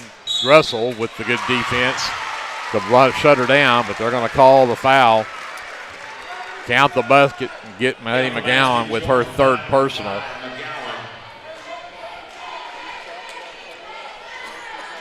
First foul here in the 4th quarter for the Leopards, and the and one is good for Davis. 35-38, back to a 1-possession game. Leslie hands it to Gentry. Gentry cut off by Davis, nearly lost it. Gentry steps up, fires a 3, top of the key, that's wide right. Davis with the miss. Outlet for Lovett. Carson Lovett brings it across. Drives the lane, stripped by Russell, and that could have easily been the 3rd on Cannon right there. Yeah, she reached in. We got a break right there. We gripe about the officials, but we did get a break right there. So Ottinger will inbound on the baseline. Oh, nobody picked up Hale in the lane, and she got an easy one. 1-point game. Leopards up 38-37. 6:15 left in the ball game. Russell. Ottinger gets around the screen from McGowan and then fell and lost the handle on the basketball. But Valenciano's speed is going to get it right back. Flips it to McGowan, top of the key. Russell's all alone in the right corner. 3-ball will not drop. And they're going to say Ottinger up over the back of Leslie Wilmot, knocks it out of bounds. It'll stay with the Leopards. Yeah, every possession's going to be huge down the stretch right here. We're going to have to get in an offense and execute. Gentry inbound on the baseline. Looking inside, finally lobs up top to Valenciano, who'll give it up for Russell. And nobody picks up Russell. She needs to do something with it here. Now finally Lovett will come out there and pick her up. And Hale stepped in, grabbed it. It's loose on the floor, and we'll have a jump ball. And the possession arrow belongs with the Leopards this time. We'll get a break again. Yeah, you can see that coming a mile away. That cross pass on that flex action, you got to fire that across. And if that girl's coming up, back door, don't make that pass. Hit her on the back door. Russell in the backcourt will bring it across. Leslie at the top of the key. Flips it to McGowan, left wing 3 on the way. Good! And we're also going to get a foul on Davis, who plowed through Russell, trying to get out there to cover McGowan. She hit the deck hard. But the basket from McGowan will count for 3. And the foul on Davis. And that'll be Kinley Davis' second. And 2 free throws coming up here. No, that will be the out first. Of bounds. Out of bounds, yep, because she was not the one shooting. Right. Big break. Cannon, great job setting that screen and standing there. Telling you what, it's tough to stand in there with Davis. And Davis over the back of McGowan forces the turnover on the Leopardettes. 15 of those in the game now for Lindsay. Gentry picks up Lovett at the top of the key. Ottinger left wing has Valenciano on her. Goes baseline, cut off. Back out to Davis. Davis looks to penetrate, gets around, scoop shot, will not drop. Rebound is loose on the floor. Valenciano comes away with it. And again, all kinds of contact. And timeout called by Coach Cater to save that one. I tell you what, these guys are letting them play, which really scares me when we talk about this boys game coming up. Yeah. So it's a full timeout. Let's take it with them. We'll come back to Marlow right after this. Leopardette basketball is being presented by the First National Bank here on KBLP Live. For all your tax services, contact Grant and Katie Johnson, CPA. Grant and Katie are certified public accountants that provide full-service accounting, bookkeeping, payroll, and tax services. With 2 offices, one located at 600 Southeast 4th Street in Lindsay, Oklahoma, and another at 313 North Walnut in Pauls Valley, Grant and Katie are ready to meet your CPA needs. Give Grant or Katie a call at 405-238-2727 and set up your appointment today. First National Bank of Lindsay is proud to be a sponsor of tonight's broadcast. Whether you're looking for a business loan, personal loan, or a certain type of deposit product, chances are we have what you're looking for. First National Bank, locally owned and operated, insured by FDIC, Equal Housing Lender. 41-37, the Leopardettes have a 4-point lead, but Glenn, this one's getting rough. We've got 4:55 left. The officials are letting them play a little bit. The Leopardettes have got to take better care of the basketball. Yeah, get out of it. They're coming to trap, and you've got to be moving that ball quicker than we're moving it. Well, they'll pick them up in the 3-quarter court now as Russell will bring it up. Lovett will follow her across the timeline, and she'll race down to the baseline. Again, it's stripped. It'll stay with the Leopardettes. Yeah, they're just floating, not even covering Valenciano. Now they're in a 2-3 zone on the inbounds.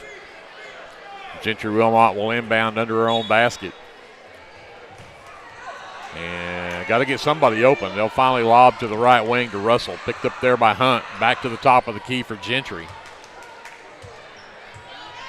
Gentry back over to Russell. Left wing 3 on the way is short. And grabbed there by Hunt. 4:30 left in the ball game. Leopardettes are up by 4, and there's a strip as Lovett went for the layup.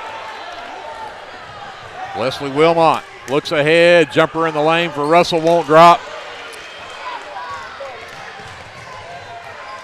She'll pick up her dribble, give it up for Davis. Davis looks to drive in, cut off by Leslie.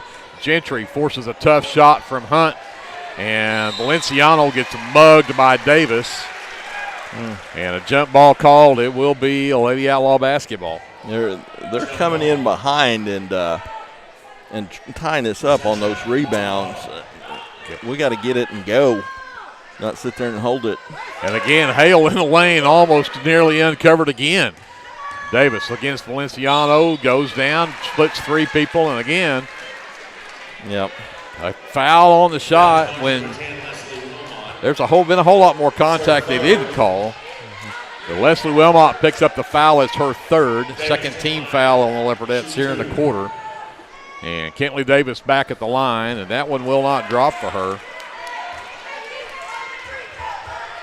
This will be her 7th free throw of the night. So far, she's 3 of 6. That one will drop in for her. 41-38, 3-point Leopardette lead. Gentry over to Leslie. Looks to avoid the trap. Gets it to Valenciano. Works down the left side. Drives in. Off the glass and in. Nice penetration move from Aris de Valenciano. Yeah, they're not even covering her. Back to a 5-point Leopardette lead. Good defense from Leslie right there. And then tough shot underneath for Hale, but she got it to go. 43-40. And Valenciano dribbled it off of her foot. Hale hands it to Davis, who got around Leslie. Left it short, though. And McGowan threw it away. Leslie saves it right to Hunt. Hunt can't get it to go. Got her own miss, and now we get a foul. Out of all of that. The foul called on McGowan. That is her fourth. Third team foul. Demi Hunt goes to the line, 1 for 2 her last trip. And that one won't go either. 3-point Leopardette lead, 3:05 left in the ball game. Demi Hunt, 8 points in the ball game. Looking to add to that with this free throw. She does. Makes it a 2-point game at 43-42. 41. I can't add. Russell, skip pass all the way to Valenciano, left wing. Back up top. McGowan between the circles. Back over to Valenciano. Now Ottinger comes to play some defense on her. Hands it back to Russell. Up top, McGowan back over Valenciano, right wing. Back up top to Russell. 3 ball from Cannon on the way is short. McGowan can't get that hard rebound, and then we're going to have a jump ball. Good hustle from Cannon Russell to tie up Davis. And it's our ball. And Leopardettes with the possession arrow. Yeah. Leopardettes will get another crack here with 2:28 left, up by 2. McGowan left wing, 3 ball on the way. It's blocked. Hunt comes away with the miss. Love it on the handle. 2:15 left. Just a 2-point game right here. Davis at the free throw line. Gives it right back to Lovett, has it stripped. Valenciano the last to touch it. It'll stay with the Lady Outlaws. I thought that went off of Lovett. I did too. Ottinger looks to inbounds. Gets it out in the corner for Davis. Drives into the lane. Tough shot. Blocked. McGowan comes away with it. Ahead, Valenciano on the run out. Missed it strong. But they're going to.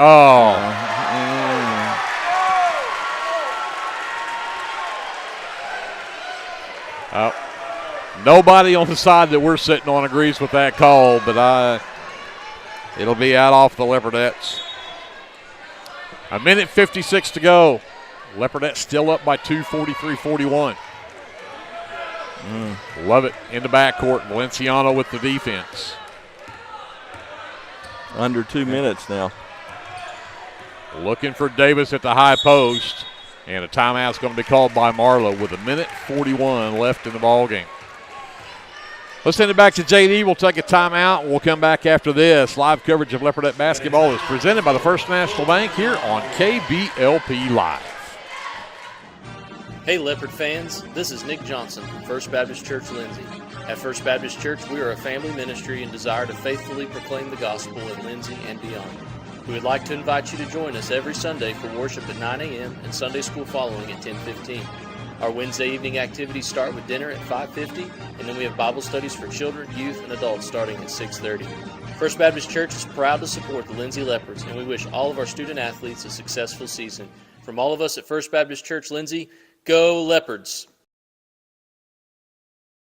With Oklahoma's weather being unpredictable, you need a trusted roofing company. At Legacy Roofing and Construction, we are proud to serve Lindsay, Oklahoma, and the surrounding areas. Call Legacy Roofing and Construction for a free estimate at 405-756-8855 or visit our website at legacy-roofing.com.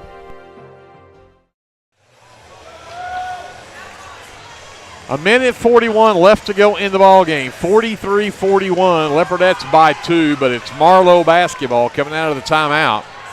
We'll see what Coach Robbins' strategy is here.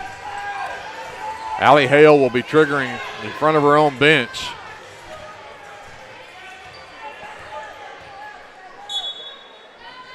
They're looking for Lovett out near the half line. Russell with the defense. Yeah, look for him to go to Davis. I would agree. Davis is going to come set the screen on Hunt. They're going to go to Hale instead. The backdoor cut. Stolen away by McGowan. Great job. Now the Leopardettes have a chance to run. Can we run a minute 20 No, off we the cannot. clock? No, we cannot, Greg. Russell on the handle. Works left. Goes to Gentry. Nearly lost that one.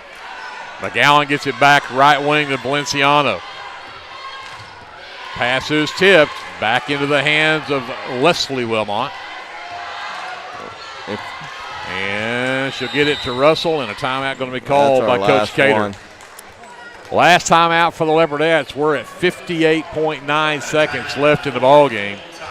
Let's keep it here for this timeout and talk maybe a little bit of strategy here. We joke, but at the same time, the Leopardettes are not good at just passing the ball, and running down the clock. No, but they're in this situation, Marlow's going to be out chasing, and they're going to be chasing hard. And if you can get by your girl, you're going to have a really good chance to get free throws get a layup or a free throws.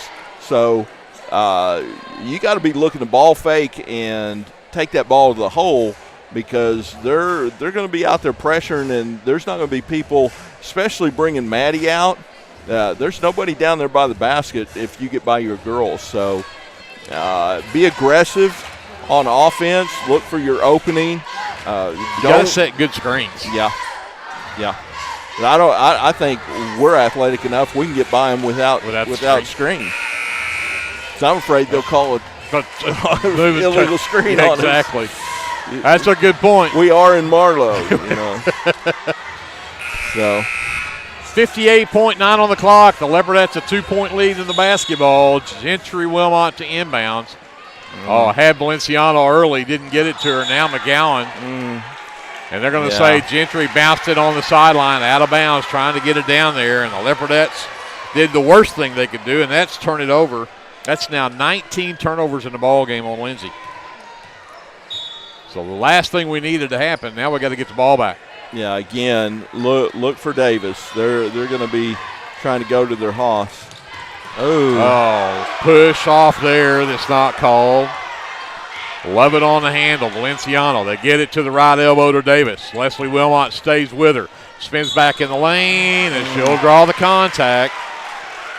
And that'll be 4 on Leslie, and that's going to put Davis at the free throw line. That's 5 on Maddie. It's on. They did call it on Maddie. I thought they called that on Leslie. Yeah, Maddie fouls out with 10 points in the ball game. 41 seconds left. And Davis finally finds the range for that one. Ties the game, makes it a 1-point game, 43-42. Now ties the game at 43. 41 seconds left. Timeout Marlow. Again, let's keep it here for this one. 43-43. You got the basketball, and Marlow's only got 1 team foul. Yeah. They've got 4 fouls to give here before there's free throws. So, they can really afford to be kind of aggressive here, going for steals and going for the basketball. Yeah, you're going to have to take care of the basketball. Keep your passes short. I'm sure he's drawing something up for something going to the basket, or maybe even a 3-point shot. We've got some really good 3-point shooters. So we'll see what Coach Cater draws up here, but kind of look for them to put some token pressure on us. We got to handle that, get down, and then get into our offense and execute. Got to go to the length of the floor here, depending on what they come out in here. You can expect the full court pressure, but he does bring Klein in after Maddie fouls out. They'll get it in to Leslie Wilmot, the cutter. Russell drives all the way down. Klein, the pass is tipped and it's stolen away. Yeah, tough break. Yeah. Timeout, Marlow. They're going to put the ball. We've got a foul. I mean, I don't know why we didn't foul right there immediately because it's tie game. We're not behind yet. No, that's why we weren't fouling. But play good, solid defense. Know where they're going. I mean, they're going to Davis, and you got to help off. I don't know that I'd help off of Ottinger and Hunt from the three-point line, but everybody else get in the lane and take your chances with the rest of those girls. Lovett and Hale shooting. So although Hale's made a three, but that was in the first quarter. But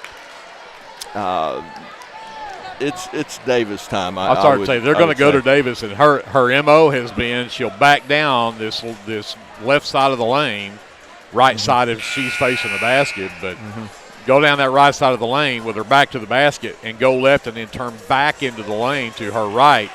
We're going to have somebody there to double team her at that point. Yeah. So here we go. 26 seconds left. Tie ball game. Marlow with the basketball. Love it on the handle. Hey, they came out in a 3-2 zone. Mixed it up. Love it. 17 seconds left. They're going to work it for a final shot. Hale. Hands it off to Ottinger. Back over to Hunt. Down to 5 seconds. Lovett gets it back top of the key. Hale inside. Davis turns around. Got it.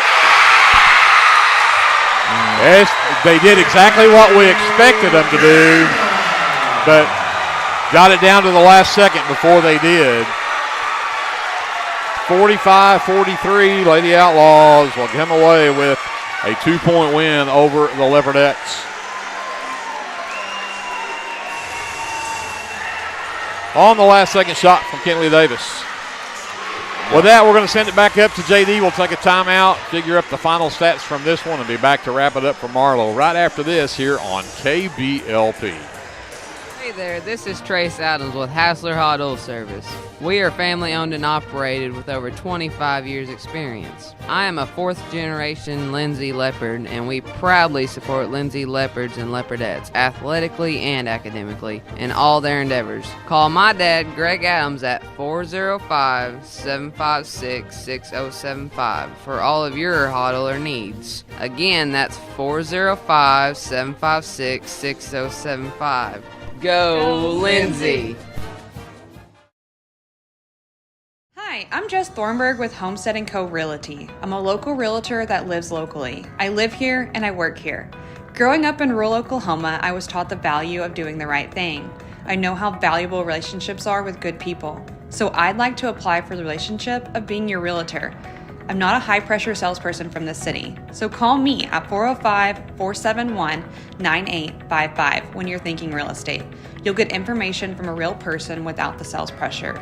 Call me at 405-471-9855. Let's go, Lindsay. Get your game day, or any day, off to a great start with Hot Mess Coffee at 213 South Main in Lindsay. Hot Mess Coffee Co. offers coffees, lattes, teas, and other tasty beverages, plus great food, too. Good luck to the Lindsay Leopards from Hot Mess Coffee Co. and Java House Realty at 213 South Main in Lindsay. Hey, Lindsay community. My name is Christian Torres, and I am the minister for the Lindsay Church of Christ. We would like to invite you to come and worship with us on Sundays at 10:45 a.m. and Wednesdays at 7 p.m. We're located at 1205 West Cherokee Street.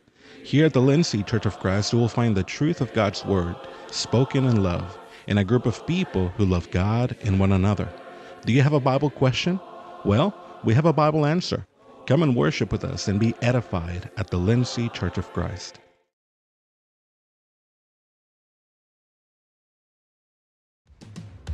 If you have a hankering for the best barbecue in South Central Oklahoma, then get yourself down to the Meat Locker Barbecue in Lindsay.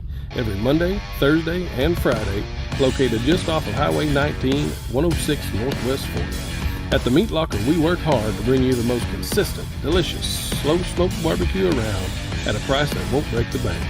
And don't forget, we cater too, and we'd love to do the cooking for your next event. So come see us or give us a call, 405-428-1198. And visit our new website at meatlockerbbqok.com for the latest Meat Locker merchandise. We're proud to sponsor this broadcast of Lindsay Leopard Athletics and want to wish all the students, faculty, and staff a successful year.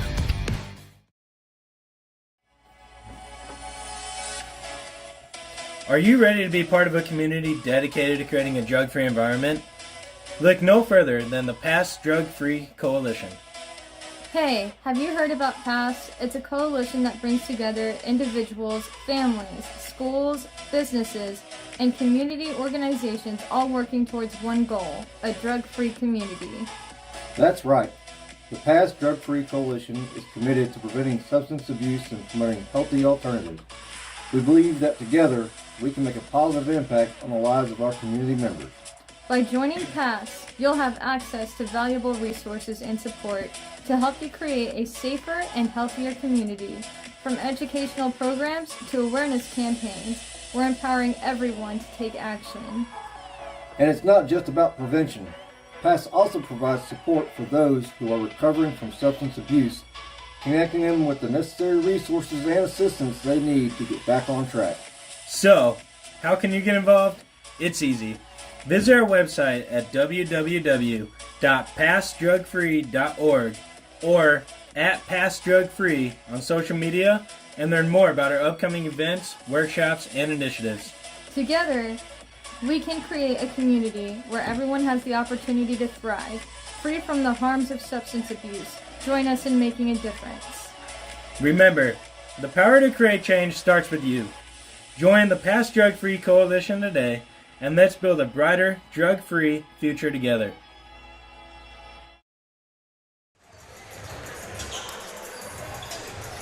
We're back in Marlow. We'll wrap up this girls' game, a heartbreaker for the Leopardettes, who had a 5-point lead at the end of one, had a 12-point lead at halftime, extended it to 14 the very beginning of that third quarter, and then watched it dwindle down. It ended up being a 4-point lead at the end of three, and then Marlow comes back, ties it up late, and then gets a chance at the final shot, puts it up at the buzzer, and they win 45-43. They are led by Kentley Davis. They, being the Lady Outlaws, are led by two players in double figures. Kentley Davis finished with 16 in the ball game, 11 of those in the second half. 12 from Allie Hale, 9 from Demi Hunt, and 8 from Gracie Ottinger. Again, just 4 girls score for the Lady Outlaws, and I had them 9 of 16 from the free throw line. Yes. They got something right for a change. The Leopardettes only had one player in double figures, and she fouled out there late in the ball game. Maddie McGowan finished with 10 in the game and fouled out with 41 seconds left, but she was the only Leopardette in double figures. Cannon Russell had 9. Gentry Wilmot had 8. Eris De Valenciano had 7. Leslie Wilmot was 6. And then Brecken Klein with 3 rounds out the scoring for the Leopardettes, who were 10 of 16 from the free throw line. The Leopardettes were +3 on the glass at 20-17, but the Leopardettes with 20 turnovers in this ball game, 17 for the Lady Outlaws. It was not pretty at times. No, they did some things really well, but sometimes they just couldn't get out of their own way, and some of that was officiating, some of that was the length of Marlow. I know when we got a chance to come down and Cannon's got a wide open player on the backside and can't throw it over her, nothing against Cannon. She was trying to do the right thing, and which is all you can ask your players to do. But tough game. We'll learn from this and figure out the next one. Well, let's talk about some of your shooting numbers and see what those ended up with for the ball game. Yep. For Marlow, 12 for 33 from 2-point range for 36%, 4 for 11 from 3-point range for 36%. which was 16 for 44 from the floor for 36%. 36%. So they were 9 for 16 from the free throw line for 56%, 9 for 16. The Leopardettes, 9 for 17 for 53%. They were from 2-point range, 5 for 18 from 3-point range for 28%. So that's 14 for 35 for 40%. And if you want to look at some positives, that is by far the best that we have shot in a game so far this year. And the 59% in the first half was the best that we've shot in a half. But, you know, you shoot 59% there in the first half, and then you're 4 for 18 from the floor for 22% the second half. You know, you can't have that inconsistency, but free throws kept us in the game, but it just wasn't enough down the end. Too much Kentley Davis. Absolutely. And you know, she posted up, she might, and we just couldn't match up with her after Maddie fouled out. So agreed. Well, let's do this. We're going to step aside for about 30 seconds, and Glenn and I will switch over, get ready for the boys' game. That's coming up right after this timeout here on your sports leader, KBLP Live. At Rural Electric Cooperative, we're committed to providing electric power and opportunity to the many areas our members call home. That includes supporting youth programs that teach life skills and build character. With REC, you're more than a customer, you're a member owner. And that's why we're always working hard to provide you with the most dependable electric power possible. As a Touchstone Energy cooperative, REC is dedicated to providing the best service possible and supporting the communities in our service area.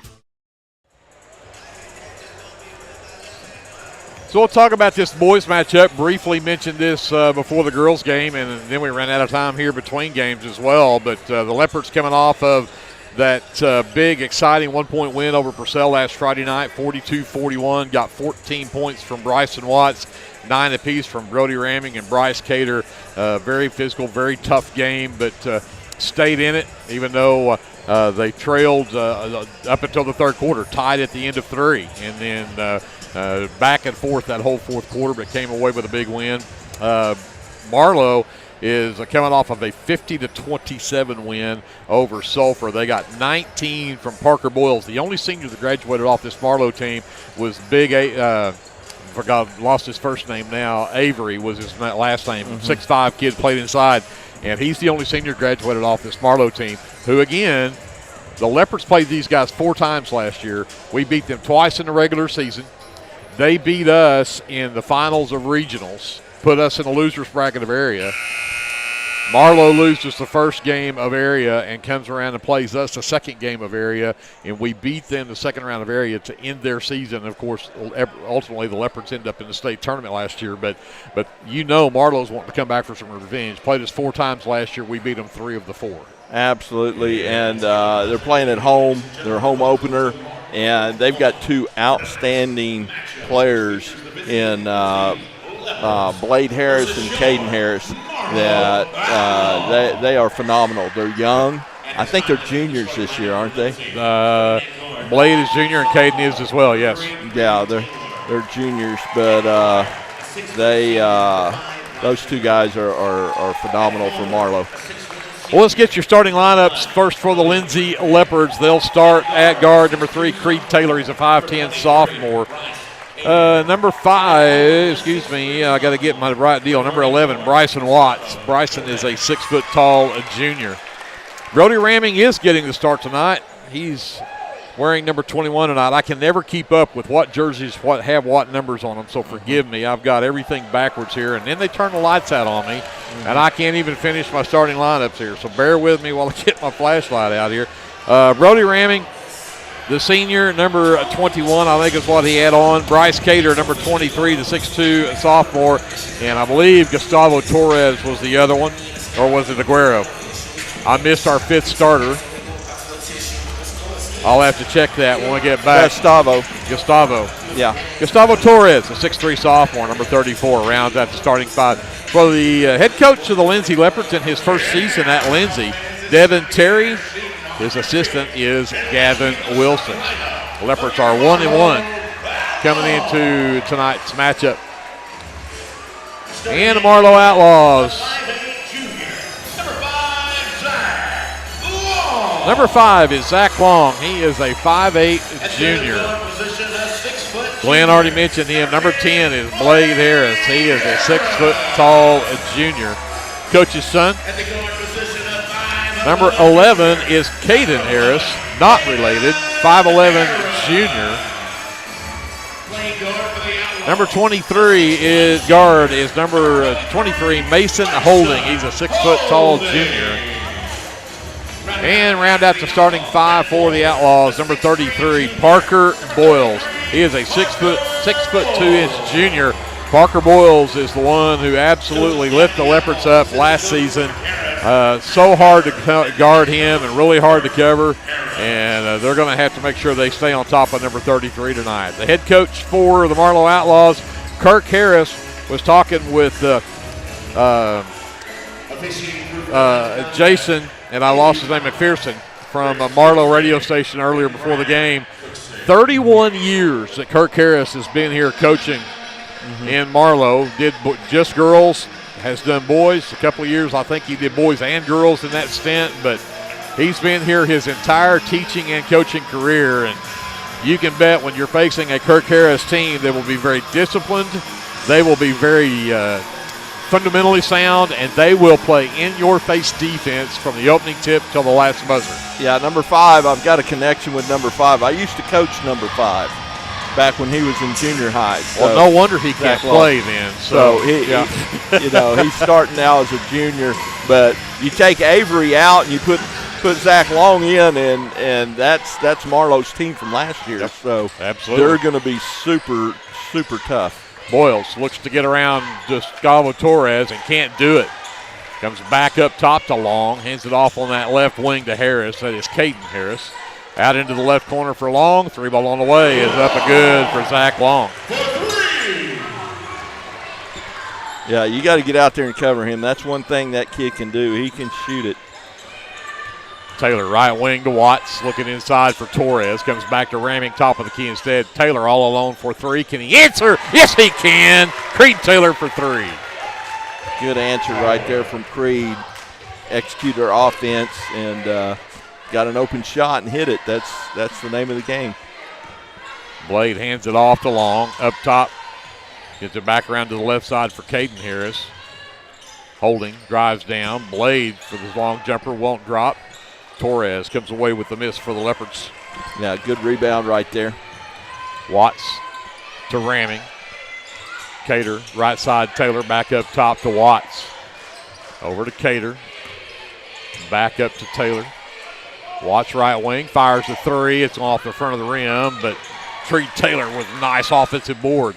Jumper from the baseline in the corner won't go, and then we're going to have a push underneath on Gustavo Torres as he was going after the loose ball. That'll be Torres first and the team's first here.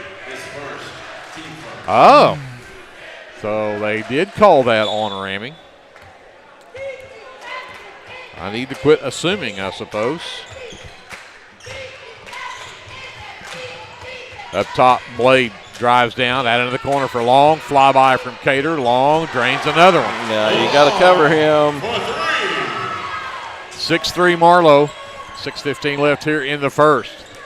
Ramming to Taylor right wing. Back up top, Cater. Over to Watts, left side ramming. Leopards doing a good job of going through their offense. Ramming drives in, off the glass. The end one coming. Boy. Nice drive, the right-hand scoop on the layup. Count the basket. Foul on is Mason Holdings first, team's first. Ramming at the line. And got it. Ties the game back up at 6. The old-fashioned three-point play. There you go. Blade Harris brings it up for the Outlaws. Works to the right wing, looks to penetrate, gets into the lane, dumps it back out to Caden Harris. 3 ball on the way is good.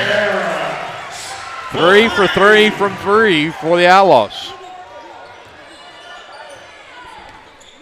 9-6. They're actually 3 for 4. But oh, okay. that's still really good. Ramming top of the key to Watts. Left side Taylor looking inside at Give it to Torres. me. Back to Cater. Watts looks to drive down. Taylor behind the Cater screen for three. No. Everything but go down, and Caden Harris will track down that long rebound. Yeah, all that Marlow has shot so far is threes. So they are 3 for 4. Holding. Gives it up to Broyles. Up top, Caden around the screen. Into the lane against Cater. Didn't want any part of that. Long got around Taylor, though, and Taylor will pick up the foul. Long will go to the free throw line. Creed's first. It's a team second. Zach Long heads to the line to shoot 2. Taylor was first, team second. Zach Long to the line, he'll shoot 2. Well, Zach got a lot of playing time last year for Marlow. He was their 6th man. So he's got a lot of play. He's been on the floor a lot. So he's got a lot of experience, even though this is his first year starting. Well, he got both free throws. He's got 8 in the ball game, and it is 11-6, Marlow by 5. 4:55 left in the first quarter. And in the game, Armando Hernandez for the Leopards. Watts gives it to Ramming, top of the key. Ramming the lob inside to Torres, and he'll go to the line. Finally got it inside to the big man, and he'll get the foul called on Caden Harris, his first, team second. Yeah, you gotta award him. He is working his tail end off down there. So Torres at the line to shoot 2. And he's short with the first one. If you'll start giving it to me, I'll take care of it. Second free throw coming up from Torres. And that one will drop in for him. 11-7. Marlow by 4. Blade Harris races up the floor, leaves it for Long. And Torres knocked it away from Royals, but he got it back in the lane and put it up and in. Yeah, he's tough down there. So quick. Hernandez stops, gives it to Watts. Left side to Ramming. Back up to Taylor between the circles. Watts back to the right side for Hernandez. Ramming top of the key. Looks to penetrate, cut off by Blade, and then Taylor lost it, saved it in the backcourt, but to Broyles. And ahead to Harris. Caden Harris lays it up and in. Live ball turnovers, not your friend. No. Taylor with it right wing. Works to the top of the key, gives it to Ramming. Hernandez lost it for a moment, got it back to Watts left wing.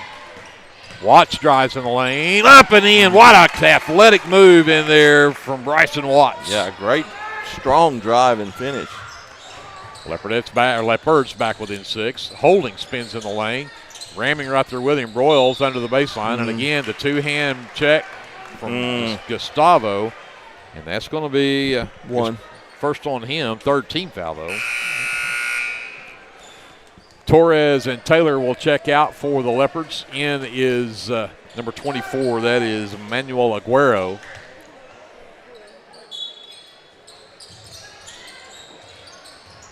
Caden Harris gets the inbounds. Hernandez runs him off the low block. In for Marlow, number 30, Zach Pettit, the 6'3 senior. Caden Harris hands it to Blade. Blade looks to drive in, cut off, baseline. Pettit back out to Caden, right wing. Cater on Caden, and the short shot, rebound pulled down by Aguero. Yeah, good defense right there. Cater's got a few inches on him and really disrupted that shot. Hernandez to Aguero, left side Cater. Ramming posts it up, Broyles underneath. Sends it up top, Aguero turns it down. Watts has a wide open 3. Drains it! Bryson Watts for 3. Leopards are back within 3, 15-12, 2:50 left here in the first. Long out on that right wing, drives in, up top. Pettit back out to Broyles on the baseline. Gets around the screen from Pettit. Penetrates, lobs it to Long, left corner. Run off the line by Aguero. In the lane, jumper for Long, won't drop. Tipped rebound, ends up in the hands of Aguero. He will push it up, give it up to Hernandez. Cater wide open three. No, too strong.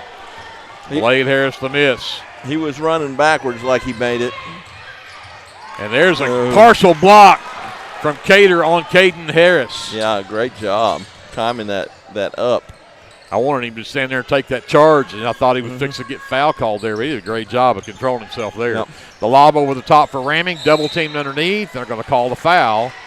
And Brody Ramming picks up the foul as this will be out of bounds on number 5, Zach Long, his first, team's third. So Leopards will bring it in on the baseline.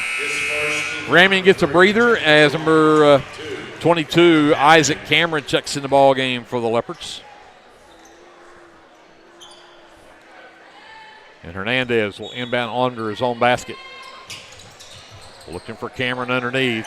Needs some help. Lob all the way up top to Aguero. Hernandez comes to get it. Back to Watts, top of the key. Looks to drive in. Got hit. No whistle. Shot blocked. Got his own miss. Cameron in the lane. Triple team. Got it! Cameron with the basket.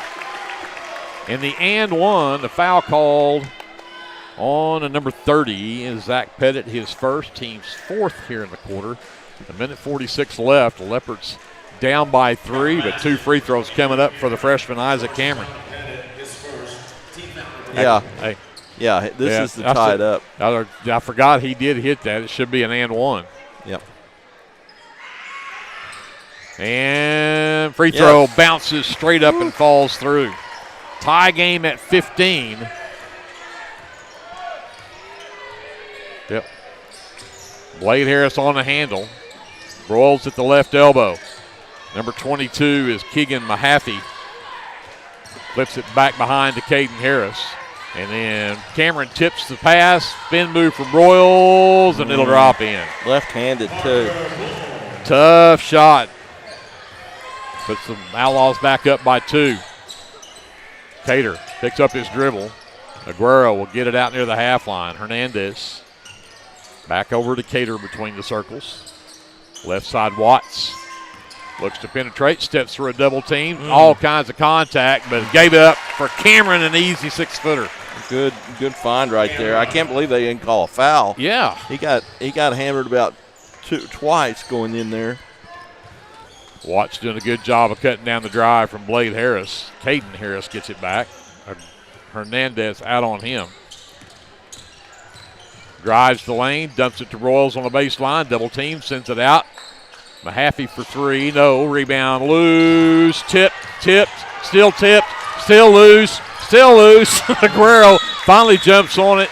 And jump ball called, and it'll be Leopard basketball. Well, that was an exciting exchange right there. Yeah. But good hustle. I mean, both teams fighting for that one. Leopards get it back. 29 seconds left here in the first quarter. It's a tie game at 17. Cater with it left wing. Aguero top of the key over to Creed Taylor. Taylor looks to penetrate, drives in, sends it out to the left elbow. Aguero's jumper, no. Rebound loose. Blade Harris comes away with it. 13 seconds left. Broyles looks to drive in, got his man in the air, traveled with it. Shuffled those feet. Got excited and shuffled his feet. Yep, he was trying to do a flyby. Bryce Cater was bound and determined to block that shot. So Leopards will now get the final shot here with 7 seconds left. Hernandez fires just off the mark. Loose ball, Broyles, 3/4 court shot. Oh, that was too close for comfort off the back iron, but we got a tie ball game at the end of one. 17-17 our score. We'll send it up to JD, a timeout, and we're back with the second quarter after this. Leopard basketball is presented by the First National Bank here on KBLP Live. First National Bank of Lindsay is proud to be a sponsor of tonight's broadcast. Whether you're looking for a business loan, personal loan, or a certain type of deposit product, chances are we have what you're looking for. First National Bank, locally owned and operated, insured by FDIC, Equal Housing Lender. S&H Tank Service is your choice for Lindsay owned and operated vacuum truck service. S&H Tank Service's fleet is equipped with transports, bobtails, pump and kill trucks rated up to 10,000 psi, plus hot oil units, rock trailers, frac tanks, mud and shell haul-off pits, and soil farming. As Lindsay High School graduates, S&H is proud to support Lindsay schools and all of their student activities. S&H Tank Service would like to wish the Leopards and Leopardettes the best of luck in everything they do. Give S&H a call anytime, 24/7 at 405-756-3121. That's 405-756-3121. And remember, your phone starts our trucks. That's S&H Tank Service of Lindsay.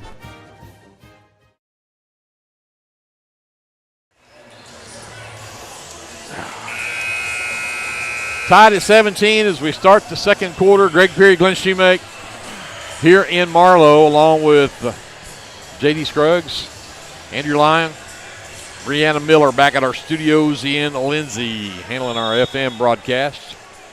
Appreciate her so much, along with Cece Lyon and Paige Sutherland. Marlow basketball as we start the second. Caden Harris on the handle. Blade Harris around the screen from Royals. Picked up there well. Long gets it on the right wing. Taylor has him. Hands off to Blade. Blade picked up by Aguero. Spin move into the lane. Back to his left. Back to his right. Out to Long for three. It's short. Blade comes up with a miss, but, they're going to call a foul on the Leopards. Saying they pushed Blade out of bounds, and I think they're going to call this on Aguero. I may be wrong. Hernandez. And they call it on Hernandez. That'll be his first and the team's fourth.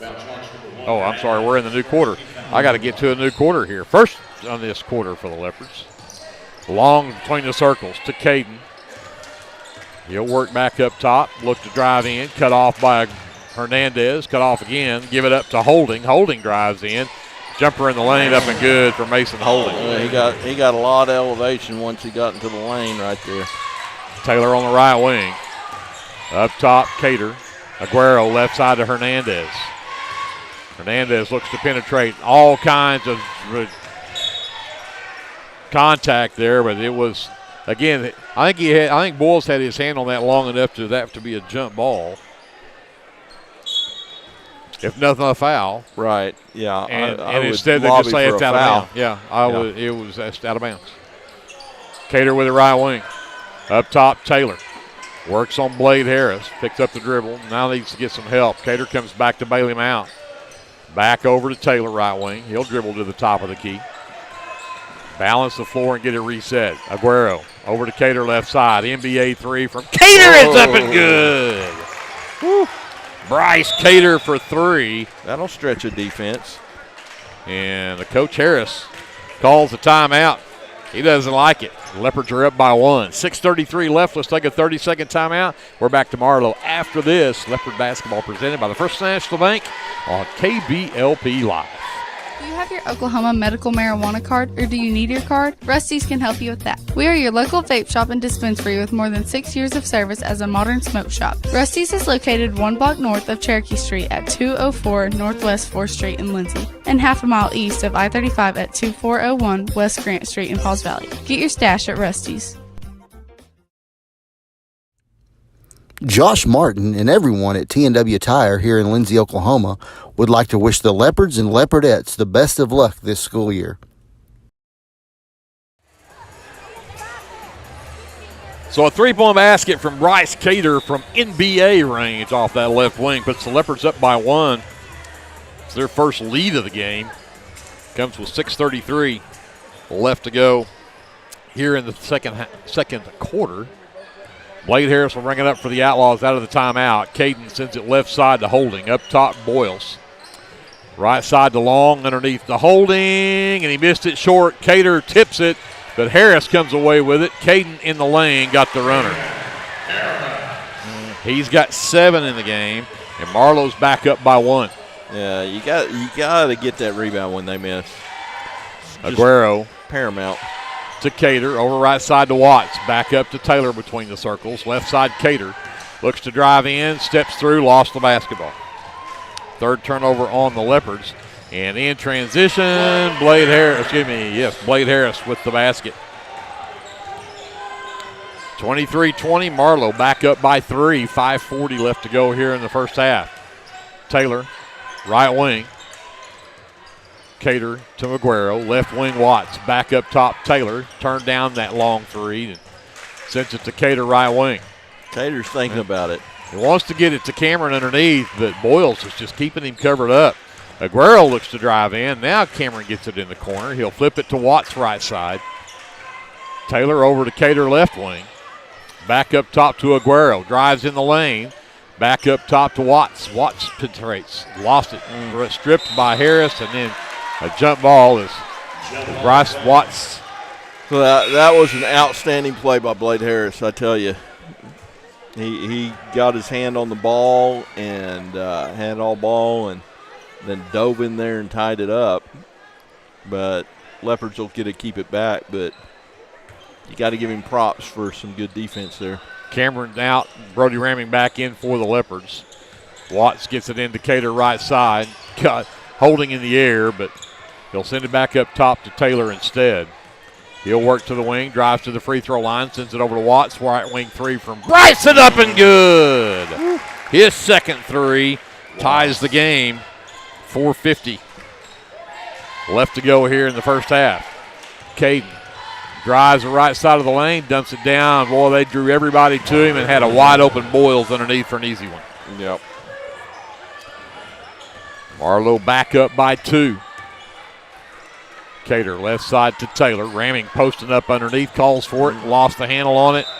And we're going to say it's Marlow basketball. Yeah, it was, but I was hoping he'd miss the call.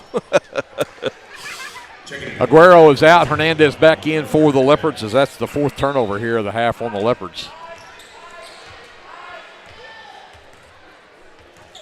Blade will bring it up for the Outlaws, picked up by Hernandez. Caden gets it from him between the circles. Goes to the left side to Holding.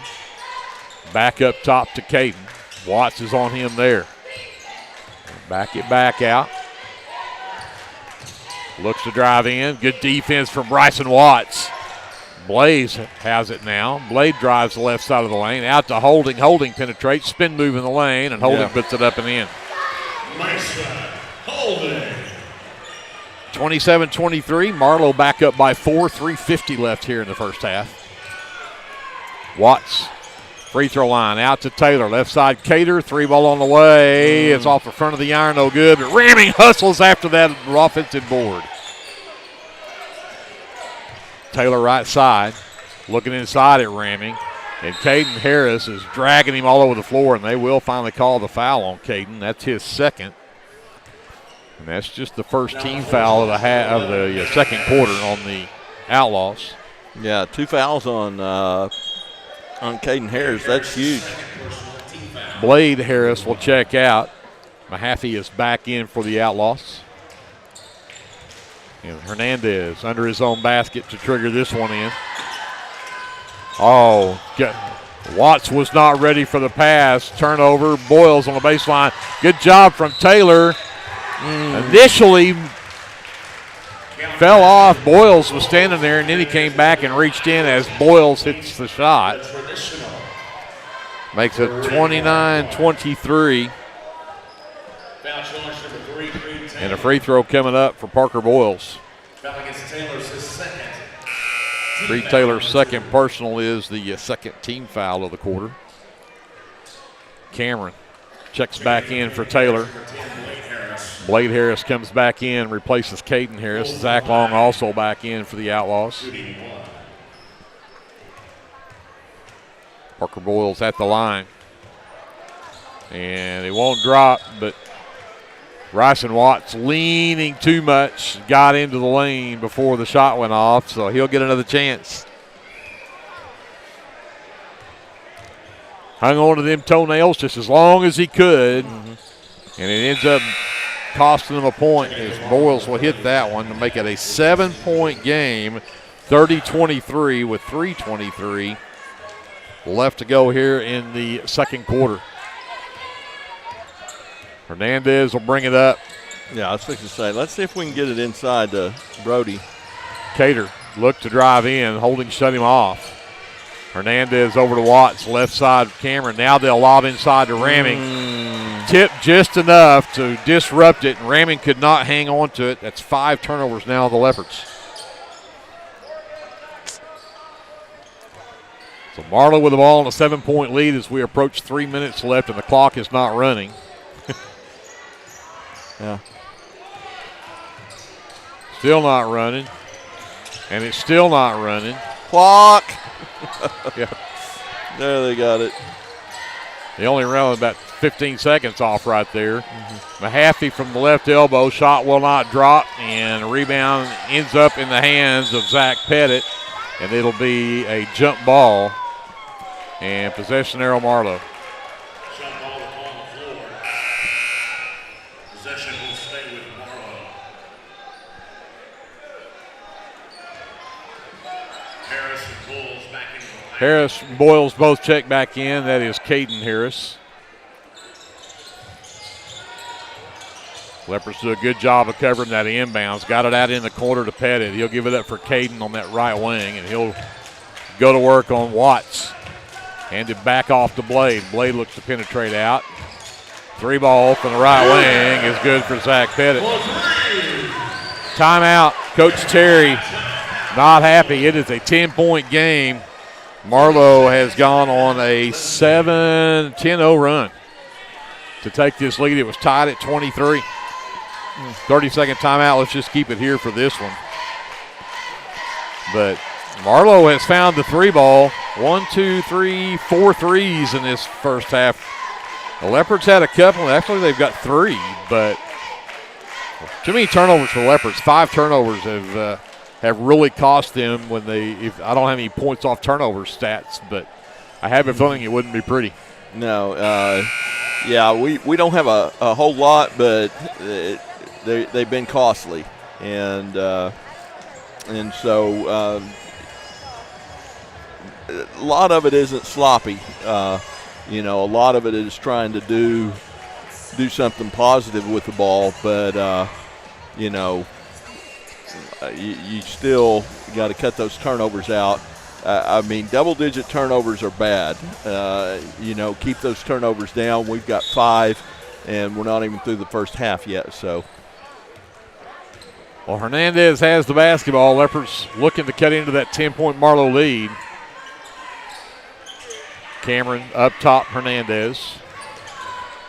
Drives in, the Euro step, shot blocked by Boyles. And in transition, Long ends up with it out in the corner, and then he lost it, but Blade in the lane. Boyles down the baseline, shot will not drop. Caden has it and then gets tied up. Hernandez rips it away from him, but it'll be a jump ball, and possession arrow should belong to the Leopards. Torres returns for the Leopards. Ramming will get a breather. Torres picked up one foul early, but need to get him going inside. Yeah, I think between those two, you've got a really good combination right there where you can bully people inside, and that's a lot of beef. Watts between the rings. Hernandez left side, catch fire 3 from Hernandez. No, but Gustavo Torres tracks down the rebound. He'll look to back into the lane, puts it down low, and has it stolen away. Again, he's trying to get it. He's trying to get it to Armando Hernandez, cutting on the baseline right there, and they got their hands on it. But Armando did a great job of tying that up so that wasn't a complete loss. Blade gives it up over to Boyles. High on that right side, looks to penetrate on Gustavo. Gets into the lane, Tough shot. Get the roll. Yeah, that's a mismatch. You can't put Gustavo out there. Boyles just too quick for him. Cater, left side, picked up by Long. Watts gets it back. Cameron sends it right side to Hernandez. Underneath Torres. Goes to the other side of the lane. They're going to wave it off and say he traveled with it. No, he didn't. 7 turnovers on the Leopards now. No, he didn't. That was a terrible call. 1:13 left before halftime. 8-point Marlow lead. 12-point, I'm sorry. 35-23. Boyles again looks to go to work on Torres. Sends it out to Blade left side. That 3 will not go. Bryson Watts comes away with the miss. He'll push it up that left side, give it to Cameron between the rings. Hernandez sends it right side to Cater. Underneath, Torres, double team, back out. Cater for three. It's off the front of the rim, no good. Cameron tips the rebound, and Hernandez got it back to Cameron. Cameron down the baseline, shot blocked, got his own miss. That one too strong. Rebound still up. Torres with it, and that one will go in. Back to a 10-point game, 35-25. There's 20 seconds left before halftime. Blade on the handle. Hernandez on the defense. We're going to go one-on-one here.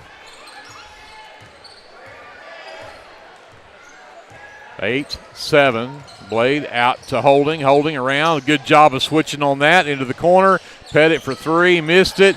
The rebound from Boyles. No, will not go in. The Leopards get a break right there, and a tie game at the end of one at 17, but it is 35-25 Marlow here at halftime. We're going to send it up to JD. We'll take a timeout. Glenn and I will figure up our officially unofficial stats from this first half. We'll be back with more from Marlow right after this, the First National Bank halftime show here on KBLP Live.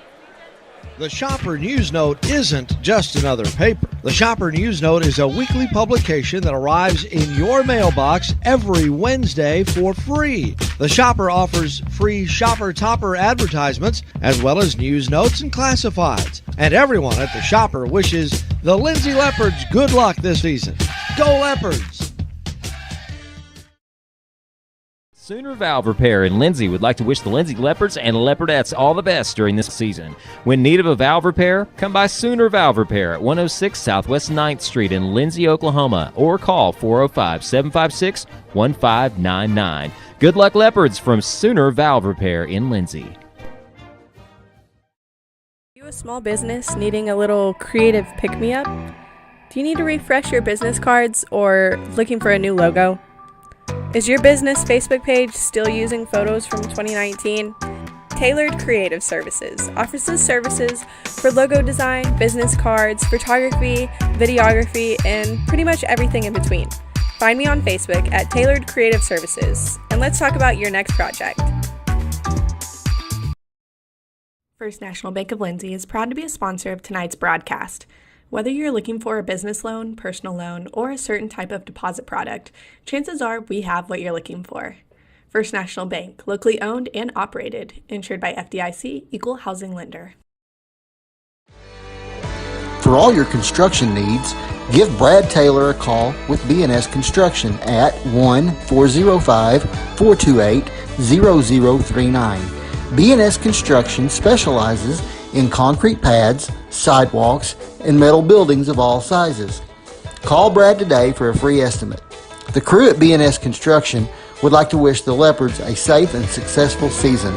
Go Lindsay!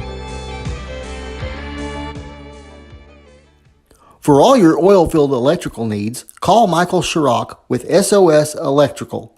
SOS is a family-owned business that specializes in oil-filled, industrial, and commercial electrical construction and maintenance. No job is too big, no job is too small. Give SOS a call at 1-405-428-1944 today.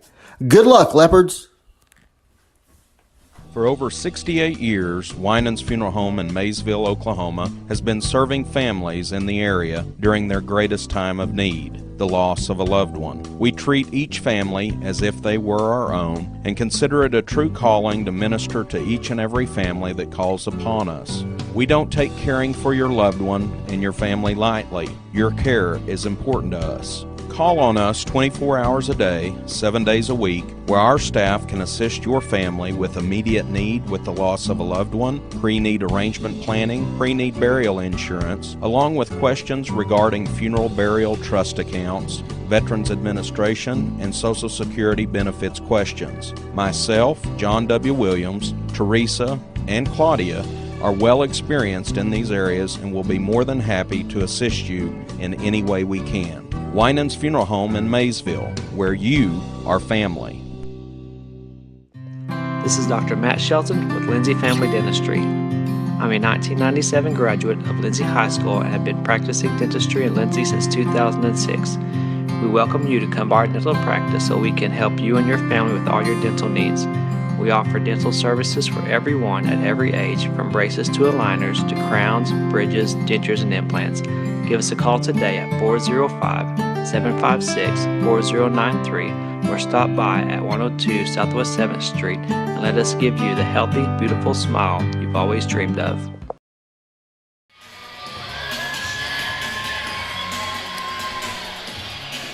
Back here at halftime, the Lindsay Leopards with some work to do. They trail by 10 here, 35-25 our halftime score. Looking at the officially unofficial stats from the first half for Marlow, they are led by Parker Boyles, finished with 11 in that first half, 8 from Zach Long. He had 2 threes there early and a couple of free throws, and that's how he ended up scoring. 7 from Caden Harris, 4 from Mason Holding, 3 from Zach Pettit, and then 2 from Blade Harris. And that's all the scoring for Marlow, who was 3 for 3 from the free throw line. Lindsay Leopards are led by Bryson Watts. He's got a couple of threes. He had 8 in the first half. Isaac Cameron has 5 in off the bench. Creed Taylor and Brody Ramming, Bryce Cater and Gustavo Torres all have 3 points apiece. Leopards were 3 of 4 from the free throw line, and the Leopards are +3 on the glass at 12-9. But the Leopards had 7 turnovers in that first half. Marlow with only 2. We'll send it over to Glenn. We'll talk about some of those shooting numbers. Yeah, pretty good shooting from both teams. Obviously, Marlow shot just a little bit better, and both teams made 3 free throws. Both teams made 4 threes, but they made 10 twos, and we only made 5 twos. So for Marlow, they were 10 for 16 from 2-point range, 4 for 10 from 3-point range, for 14 for 26. Which is 54% from the field. Excuse me. For the Leopards, they were 5 for 10 from 2-point range, which is good. 4 for 11 is good. Shooting well from both of those. 9 for 21, 43%. You'd like to see that a little bit higher, but not bad. But you're going to have to take care of the basketball. Yes. So take care of the ball, and I think again you've got to get in the lane and get it to Ramming and Torres inside. Work that inside. Try to get Boyles slowed down somehow. Yeah. But Parker Boyles again doing what he does, and I think the 3-point shooting. There are so many. Pettit hit a 3. Caden Harris had a 3. Zach Long hit 2 threes. You know, they've got several guys out there that can hit those threes just like the Leopards do. Mm-hmm. So you're going to have to watch that 3-point line. But I think, really what they've been doing so well is the drive and dish. Yeah. You know, they've been driving in the lane, dishing it out for the 3. And so it's made a difference, and you got to come up with the rebounds. I mean, we're +3 on the glass. Thankfully, really just because in that last couple of series we had a couple of offensive boards that they didn't get. But yeah, got to come up with, got to get things cleaned up. And again, this is a good 4A team. You said it before the tip for opening tip. You take Avery, who was their 6'5" center who graduated. You put Zach Long in there. This is their team from last year. Yeah. And this is a team that was 1 win away from going to the state tournament. This is a very good Marlow team. And on the other end of the floor, you've got 1 returning starter from last year. Right. So I'm taking my hats off to these Leopards. They're fighting hard in this. Yeah, they're fighting hard, and they're you can see they're trying to go inside, but Boyles and Holding are just tearing us up in the paint. Yes. You know, every one of their shots are bump shots, and a lot of times they're covered or close to covered, but they're just so doggone athletic. They jump up and rim high and shoot the ball. Right. And we're not matching that. You know, we've got some strong guys. Brody and Gus are really strong. They're also pretty athletic, but they've got their football legs under them. Yeah. You don't jump like that in football. and so we've got to figure a way to defend that paint a little bit better, and like you said, still get out there and cover those guys shooting threes. Well, before we run out of time here at halftime, I want to be sure we talk about what's happening later this week. The Latta Panther Classic is this weekend, Thursday, Friday, Saturday down in Latta. And the Leopards and Leopardettes will be playing the late afternoon games on Thursday. The girls go in as a 3 seed in that tournament. They'll take on Comanche at 4 o'clock on Thursday. And the boys go in as a 2 seed, and they'll actually take on Tishomingo at 5:15 there on Thursday. Unfortunately, we will not be able to bring you those games on Thursday. We will cover the Friday games and the Saturday games, but we will not be able to cover those games on Thursday. The other half of our bracket for the girls is Latta and Tulsa McLean, which I don't know that I've ever seen a Tulsa team down in that one. And then the Latta and Kiowa boys are on the other side of the Lindsay. But again, Leopardettes play Comanche at 4, and the Leopards will play Tishomingo at 5:15. Winners will play the same times on Friday, 4 and 5:15. The losers will play the girls at 11 and the boys at 12:15 should that happen. So yeah, I wish you get a tournament like that. I wish they'd take conference teams and split them up. You know, we're playing Comanche in a tournament first round. Right. We're going to have to play them 2 more times. You know, I don't know about the seeding, but they need to figure out some way to prevent that, you know, change the seed here or there so that doesn't happen. But, hey, all you can do is play. So we're about ready to get the second half underway. And it looks like it's going to be Leopard basketball to start here. Cater, Watts, Ramming, Torres, and Taylor on the floor for the Leopards. Caden Harris, Blade Harris, Holding, Boyles, and Long, the starting 5 back out there for Marlow as well. What is going on? I'm not real sure what the holdup here is. They were talking to Coach Harris for a minute. Now they're over here looking at the books for the Leopards. Are they questioning the jump ball? They got the last jump ball down here, so it should be Lindsay's ball. Yep. And that's the way it's going to stand. Yeah. So Leopards with the ball down by 10 to start the second quarter. Yeah. Apparently Marlow's book on their bench had it Marlow ball. Ramming gets it left wing, hands to Taylor. Taylor works around, comes back up top to Cater at the high post. The give and go for Taylor back to Cater. He'll give it back to Ramming, gets to the right elbow, hesitates, takes it down the lane, gets it blocked, and now they're going to actually call a foul. Yeah.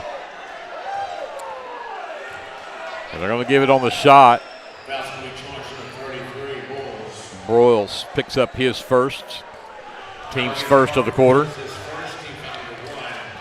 Ramming at the line to shoot 2. And drops that one in. Cuts it to single digits to make it 35-26. And second free throw from Ramming on the way. That one rattles in. He's 3 for 3 at the line. He's got 5 points in the game. 35-27. Leopards down by 8. Blade Harris gives it up to Long. Over to Caden. Caden up top. Broyles between the rings. Boyles looks to drive in. Torres with the reach in, and they're going to count the basket. And that will be number 2 on Torres.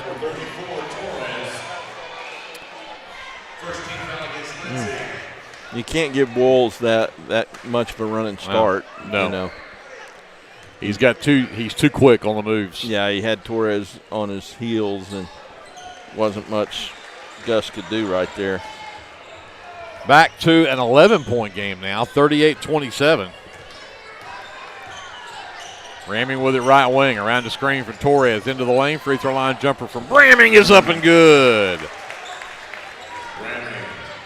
9-point lead for Marlow, 38-29. Caden Harris up top, holding. He'll back up. Ramming has now picked up Boyles. Harris looks to drive in. Down the baseline, Long. Tough shot. Ooh. Zach Long, I'm not sure how he got that off, but he's in double figures with 10. Back to an 11-point Marlow lead. Taylor with the right wing. Thought about the three, but Caden Harris got right in his face. He'll get the screen from Torres and then tried to bat it down. Parker Boyles knocks it away. Good defense, and the shot missed. Rebound Cater. Torres ahead at the other end, takes it underneath, and then tried to pass it back out and turned it over again. Boyles to Harris. Harris with an and one.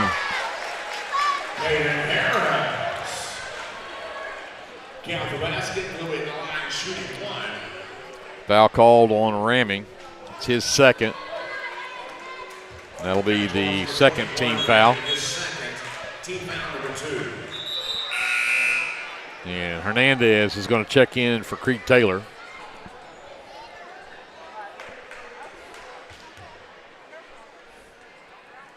So Caden Harris at the line for the old-fashioned three-point play.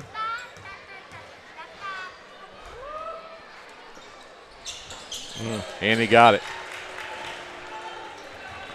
43-29. The lead has grown to 14 now for Marlow. 6:25 left here in the third. Hernandez ramming, cutting down the lane, and got right in the middle of it and didn't know which way to go with it. Torres fighting for a loose ball, and we'll finally get a jump ball called.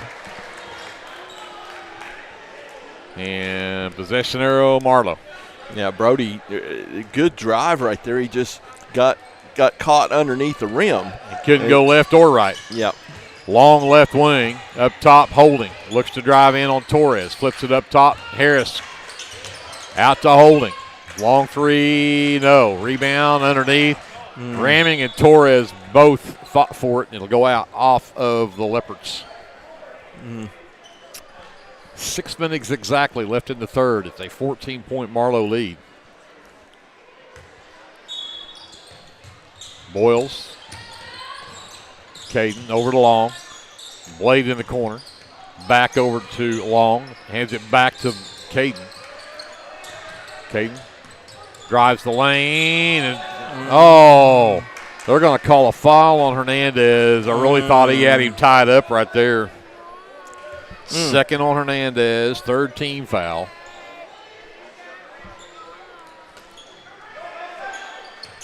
Blade looking. Still looking.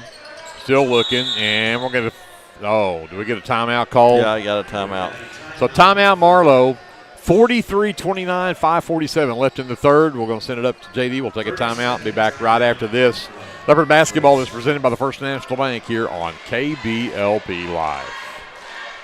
Hey, Leopard fans, we at American Exchange Bank are excited for another year where we get to continue our support of Lindsay Leopard Athletics.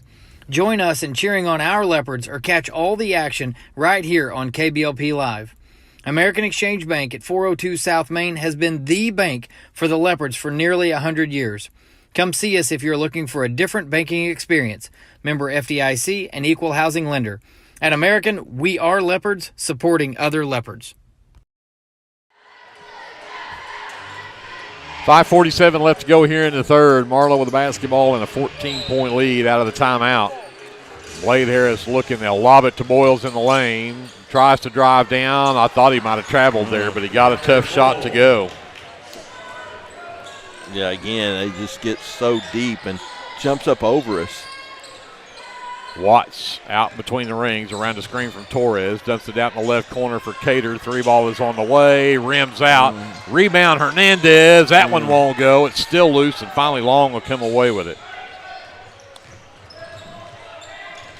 Blade Harris brings it up the floor. Caden gets it from Long. Over the left side, Holding. Back to Caden. Right elbow Boyles. Turns on ramming. Blade behind the Boyles screen. Puts up the jumper that won't go. Rebound Torres. Outlet for Bryce Cater. Hernandez right wing. Gets the screen from Torres. Torres is on the roll, but a good save by Torres there. Good job by Torres. Stuck it out there and touched Blade Harris while he was out of bounds. Yep. Leopards get the ball. That's a pretty high IQ player right there. Bryce Cater will get a breather. Manuel Aguero checks in for the Leopards. Hernandez under his own basket. And looking, Torres has it ripped out by Caden Harris, but Bryson Watts saves it. Hernandez for three. Yes! Armando Hernandez, first basket's a huge one. Pulls the Leopards within 13. 45-32. 4:35 left in the third. Blade on the handle. Aguero on the defense. Picks it up, hands it to Caden. Caden goes to work. Spin move at the free throw line. All the way to the left side for holding. Torres lets him take that shot. It's short but long. Can't come up with a rebound. Hernandez. Actually, Long did finally grab it. Blade on the handle. Tries to get around Aguero. Lost it in the lane, but Aguero's going to get whistled for the foul. His first. It's the fourth in the quarter on the Leopards. 14 fouls for Lindsay. Or is that just 3? No, it is 4. Mm-hmm. They've called 1 on Marlow in the quarter. Isaac Cameron in the game for the Leopards. Boyles off the inbounds, misses the shot, and a rebound pulled down by Ramming. Avoids all the traffic, gets it out to Hernandez. Flips it up top. Cameron, he had Aguero wide open underneath and didn't see him. Hernandez for three. Yes! 2 straight threes for Armando Hernandez.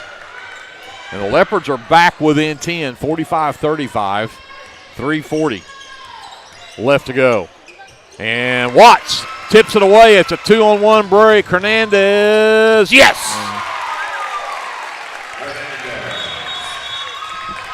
And timeout Marlow.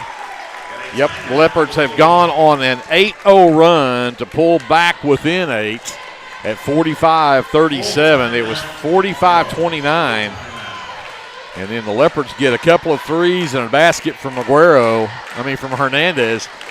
And they're right back down to single digits, and we know that's how the Leopards can score too. Yeah, and they got some stops down here,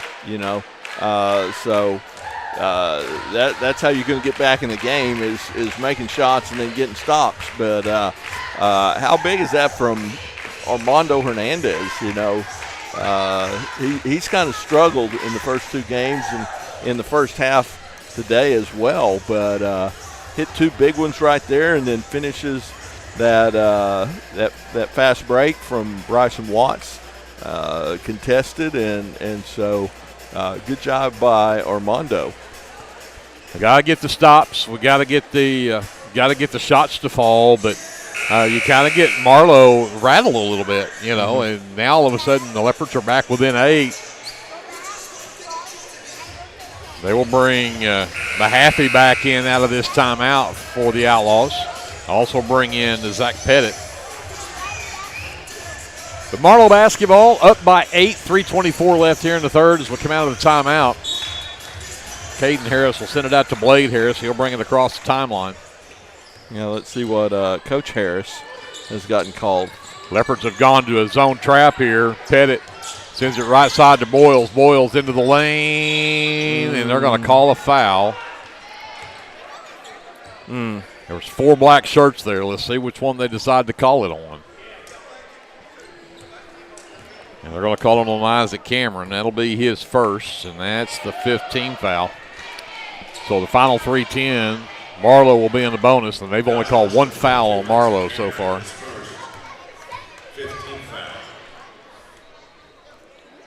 And Boyles has not missed a free throw tonight.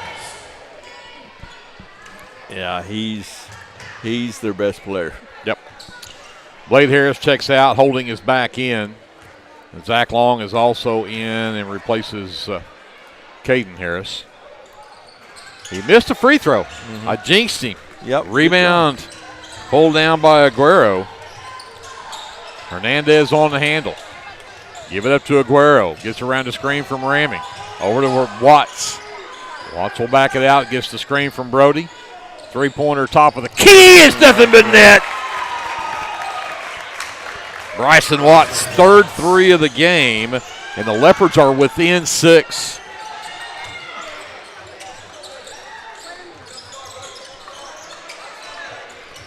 Up top, Holding. Right side, Mahaffey looking for Holding on the cut through. Hernandez had him covered. Up top, Pettit. Leopard defense really working good here. Hernandez Holding in the lane. Jumper, he got the kind roll over the front of the rim. Yeah. 48-40. Marlow back up by 8. Just over 2 minutes left to go here in the third. Hernandez sends it to Aguero right wing. Up top, Watts.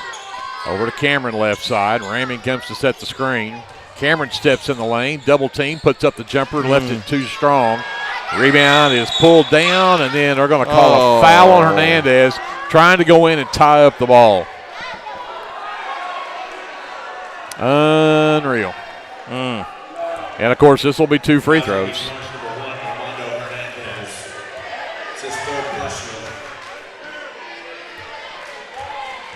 So they're going to send Zach Pettit to the free throw line.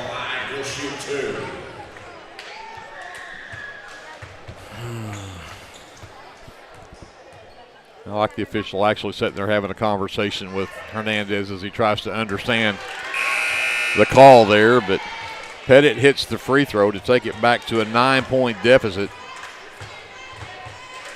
Leopards had gone on that big run, that 8-0 run, and now Marlow, if Pettit can hit this one, and he does, he left it short. Bryson Watts comes away with the miss. In the lane, Creed, that is ramming underneath. And he'll draw the contact, and that'll go on Boyles, just his second. And again, just the second team foul, but this one on the shot means Ramming will get 2 more free throws. 7 points in the game so far for Brody, who got the start tonight and missed that free throw. I guess I shouldn't even have thought it. I was fixing to say he was a perfect 3 for 3 from the line before that one. Yep. Pettit is out. Blade Harris returns.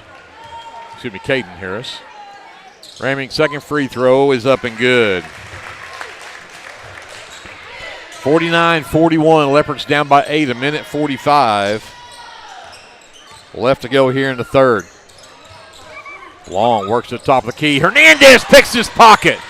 What a play by Armando Hernandez. Gets to the free throw line, and then Long returns the favor. Boyles at the other end, traveled with it. The Leopards steal it right back. Yeah, Armando hustling back and getting away with that pass. Bryson drives down, gives it to Ramming, spin move. He lost it. Good grief. Turnover to turnover to turnover. Caden Harris in the lane lays it up and in. It seems like we've had a couple, 3 of those exchanges back and forth, and we never come out on the good end of it. 1 minute to go. It's a 10-point Marlow lead. Cameron. Right side, Hernandez gets the screen from Ramming. Hernandez, long 3 is an air ball. Caden Harris comes away with a miss. And Marlow likely will be shooting for 1 shot here with 40 seconds left and a 10-point lead. And Blade Harris does just stand and dribble with it. Armando will come out. Excuse me, that is Aguero. He'll hand it to Caden. And those two will just play catch up top to look for 1 shot here as we get down to 15 seconds. Aguero stays with Caden. Somebody's going to have to be ready to help on the backside. Caden down the lane, no, but Aguero's going to get whistled for the foul. But Caden Harris at the line with 7.1 seconds left.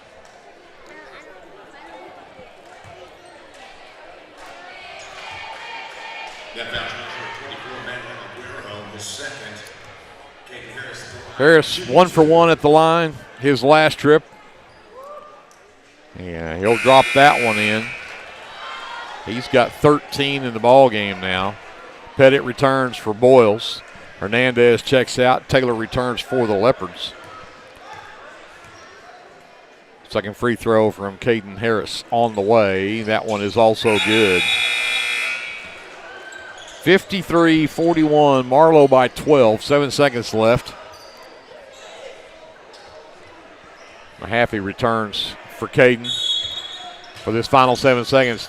Creed gets it in, gets it across the timeline, gets to the top of the key, stops. Oh, he should have shot it. Aguero put it up, and it's going to be off the mark, no good. 53-41, Marlow by 12 at the end of 3. We will send it back up to JD, take a timeout, be back with the fourth quarter right after this on KBLP Live. The team at Streamline Services contributes a great deal of their success to hard work, experience, and above all, a positive health and safety protocol. There is every reason they should be your next phone call for any of your oil and gas swabbing needs. Give Austin Smith a call today at 1-405-756-7763 to see how Streamline Services can help with your project while ensuring safety and professionalism without sacrificing quality work being done. Everyone at Streamline Services wishes the best of luck to everyone at Lindsay Public Schools this year. Go Leopards! Are you tired of doing laundry? Give Sunshine Suds a call and let them do it for you. Sunshine Suds will wash and fold your clothes, and they also offer dry cleaning. Sunshine Suds also does quilting and alterations. Load up that laundry basket and head to Sunshine Suds, located at 107 Southwest 2nd Street in Lindsay, Oklahoma, or give them a call at 405-756-2850. So the Leopards will get the ball to start the fourth, but they've got some work to do. They're down 12, 53-41. Bryce Cater back in. Watts, Ramey, Taylor, and Aguero. Blade Harris, Caden Harris, Parker Boyles, Holding, Mason Holding, and Zach Long in for the Outlaws to start this fourth quarter. Aguero gives it up to Taylor left wing. Step back three, partially blocked. It's tipped, and Aguero comes away with it. Out to a wide open Watts at the top of the key. That one's short. Rebound, Bryce Cater. And they'll reset. Aguero drives into the lane. Tough shot. Can't get it to drop. Zach Long comes away with it.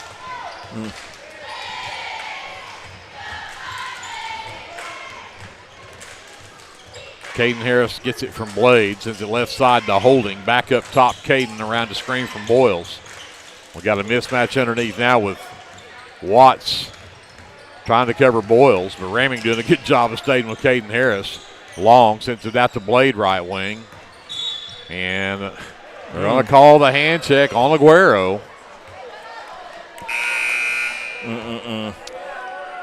So Aguero's third will be the first team foul here in this fourth. Raming is out. Torres back in for the Leopards. Blade to inbound on the baseline. And Watts nearly stole it away, and that should have been a walk. Harris fell down with a basketball. But instead, they're going to call a jump ball, and it'll be Marlow ball. Yeah, good defense right there from Bryson to kind of come up behind him and kind of surprised Caden, I think. So they'll try it from the other side of the basket this time. Leopards do a good job again of cutting off Boyles on that backside screen. Long will get it out near the half line, gives it up to Caden between the circles. Looks to penetrate, flips behind him to Blade. Blade tries to drive to the baseline. Spin move cut off. He's double teamed. Now has to come back up to Holding between the circles. Back over to Blade right wing. Looks to drive in, slipped and fell. Holding back out to Caden. Caden drives in. Back out to Blade again. Good job of covering everybody up. Blade cannot grab a hold of that rebound. Taylor does. Splits the double team, and he'll head the other way, and then he'll get a foul from behind on Blade Harris. I was wondering when they were going to call it. That's the first foul of the game on Blade Harris and the first team foul in the quarter. Watts will get it from Creed Taylor off the inbounds. Gets the screen from Torres. Sends it to Cater right wing. Flip behind him to Aguero. Aguero to Taylor. Watts left wing. Works to the top, works around the screen to give pick and roll, and Aguero, all kinds of contact down there and can't get a call.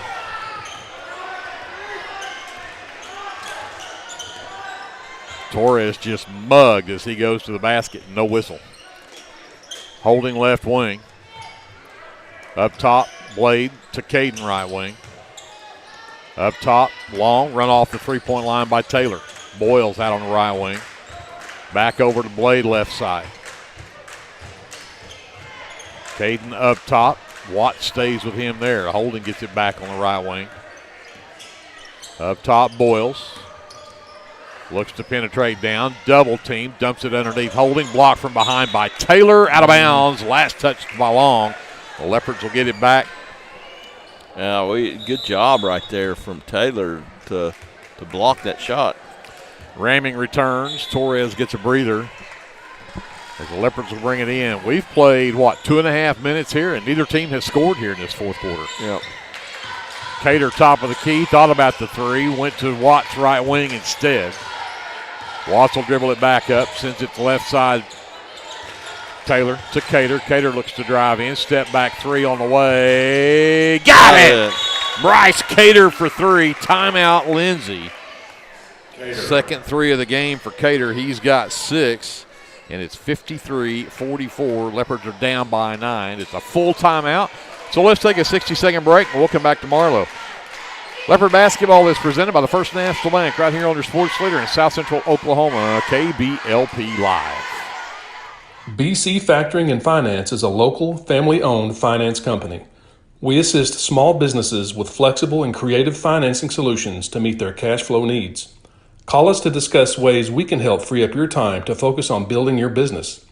Visit us online at bcfactoring.com or give us a call at 405-259-2104. Go, Lindsay!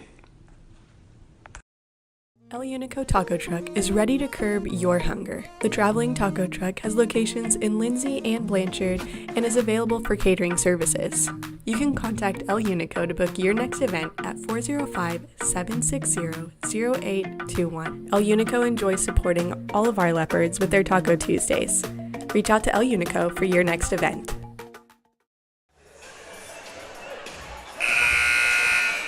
5:05 left to go in the ball game. 53-44. Marlow up by 9. A big three-point basket from Bryce Cater, cutting into that 12-point lead, taking it back to single digits. But got to get some stops now, Glenn. Yeah, absolutely. You've given up 53 points. That's too many already, and we've still got 5 minutes to go in the game. So, Of course, that being said, we've played almost 3 minutes before we hit that basket. Yeah. So neither team could score up until that point. Yep. Long, double team, got it to the free throw line for Holding. Back out to Long, run off the three-point line by Hernandez. Caden Harris, tough shot in the lane, can't get it to go, but Cater could not ever get a handle on it. It'll go out of bounds off of the Leopards. It'll be Marlow basketball.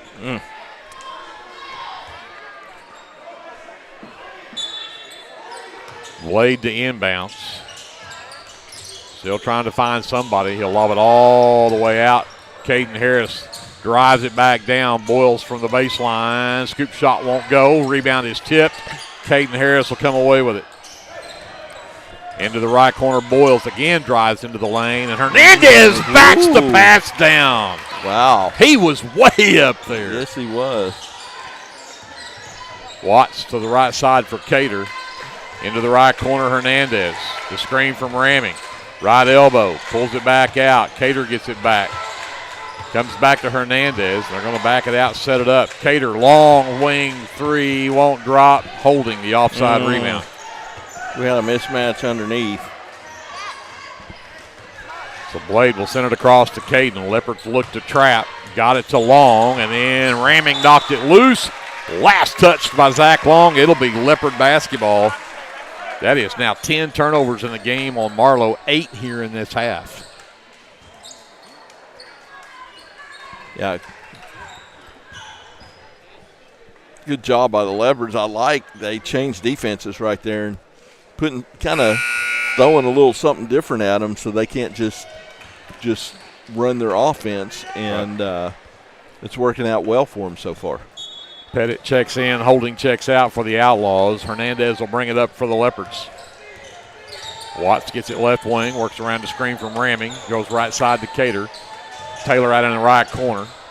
Over to Watts, top of the key. 3-ball from Watts on the waist, rims out no good. Taylor and Ramming fight for the rebound. Ramming ended up with it and got fouled going up for the putback. The foul goes on Zach Long. It'll be his second, team's second. And Brody Ramming will head to the line to shoot 2. Could make it a 7-point game right here. Mm-hmm. But he's short with the first free throw. Making an 8-point game right here. Long is out, Holding back in for the Outlaws. As Ramming sets to shoot his second free throw attempt. This will be his 7th free throw. And he got that one to go. He's 5 of 7 from the line. 45-53, Leopards down by 8, 3:35 left to go in the ball game. Caden Harris drives the lane, jumper up and good. That's too easy. First points of this fourth quarter for Marlow, but it makes it back to a 10-point Marlow lead. Yep, Taylor wide open underneath, missed by Hernandez. Hernandez gets it back. Watts left side. Works over to Cater. Back out to Hernandez. Back to Cater. Around the screen from Ramming. Another long 3 from Cater. Again, it's short. Rebound tipped. Ramming comes up with it. He turns around, sends it out to Hernandez on the wing. In the lane, Hernandez fouled, and he'll go to the line.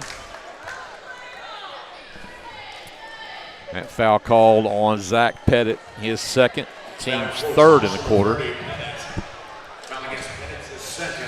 Armando Hernandez, who had a big third quarter with a couple of threes and a 2, ends up with 8 in the ball game, and now his first free throw attempts, and he's short with the first one. Zach Long checks back in for Pettit. And Hernandez steps up to take his second free throw. And that one too strong as well. Boyles with the rebound. And Blade Harris will bring it up for Marlow. 2:45 left in the ball game. Marlow with a 10-point lead in the basketball. Blade to Caden. Around the top of the key, drives into the lane, dumps it to Long in the corner. He'll get down to the baseline, sends it all the way over to Holding. And Hernandez, I thought they weren't even going to throw. They literally wrapped his arms around him and threw him, and I don't even think they were going to call it. Great hustle from Armando Hernandez. Yeah. Harris's second foul. 14 foul on Marlow. So the next one will put the Leopards into bonus. Hernandez on the handle. Leopards need to cut into this 10-point lead. Watts, left side, Taylor. The screen from Ramming. Taylor for 3. Yes! Creed Taylor for 3. Timeout Marlow. Cut it to 7. 48-55, 7-point ball game. 30-second timeout. Let's take it with them. We'll come back after this. Leopard basketball presented by the First National Bank here on KBLP Live. Hughes Heat and Air is a family-owned business that serves Lindsay and surrounding areas. Hughes Heat and Air provides service for residential and commercial jobs, including simple repairs and new installations. Hugh and his crew take pride in providing professional, efficient, and reliable work at affordable rates. For your next heat and air project, give Hugh a call at 1-405-756-6399. Good luck, Lindsay.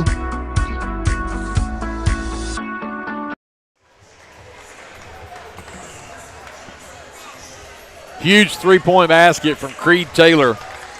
His second of the game. He's got 6 on those 2 threes. But that one cut the deficit from 10 down to 7. 2:19 left to go in the ball game.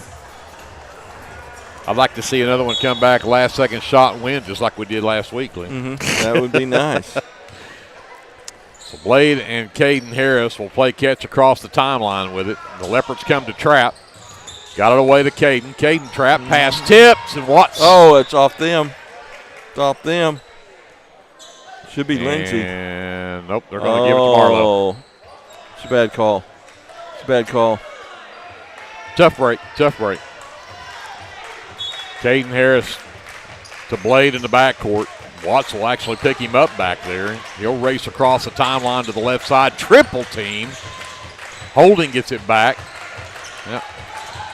Gets it to Boyles, who steps around Taylor and put it up too strong and missed it. Ramming with the rebound. Leopards with a chance to cut it even more from this 7. Spin move in the lane. Got it for ramming. And Boyles may have rolled an ankle right there on that move. Holding. Got it away to Harris finally. It's a 5-point game, a minute and a half to go.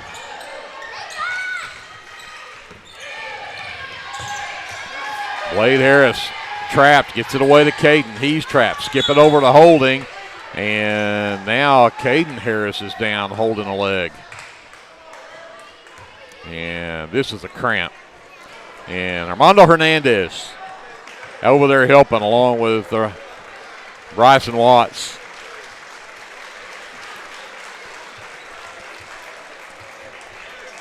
A big-time class act there from the Leopards. Yep. Helping out a guy that you're out there battling on the floor with. You call time, you got to take him out. He's got to come off the floor unless they call timeout. Unless they call timeout, which he just did. Yeah. 55-50, Leopards down by 5. And we're going to have a full timeout. So let's take a 30-second timeout. We'll come back right after this. Leopard basketball is presented by the First National Bank here on KBLP Live. Capturing all your special moments is such a blessing to me, from running down the ball field to walking down the aisle. Call or text Photography Blessings by Lacey for all your photography needs. 405-428-0305. Go Leopards and Leopardettes. Josh Martin and everyone at T&W Tire here in Lindsay, Oklahoma would like to wish the Leopards and Leopardettes the best of luck this school year. Nothing worse than a cramp. 55-50, Marlow by 5. The Leopards were down, 53-44, I guess was the biggest, 53-41 at the end of the quarter. Yeah. At the end of that third quarter, and since then the Leopards have outscored Marlow 9-2. Yep. So gotta keep going here. You only have a minute 19 left, but Marlow will have the basketball, and Caden will go to the bench with that cramp. I'm sure he will be back in quickly. Yeah, if they can get it worked out. Yep. Blade will get it in the backcourt. Watts all the way back there with him. He races up. The Leopards bring the trap. Boyles nearly lost it. Goes underneath and across for Pettit, who got an easy one. 57-55 Marlow. 1 minute. A minute to go. Cater left side, 3-ball on the way. It's an air ball. Ramming saves it to Taylor, though. Good hustle from Brody Ramming.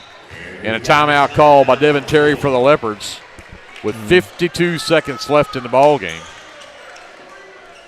It's going to be a full timeout. Lindsay. So full timeout again. Let's just keep it here for this one. Remind you again that coming up Thursday, Friday, Saturday, the Latta Panther Classic down in Latta.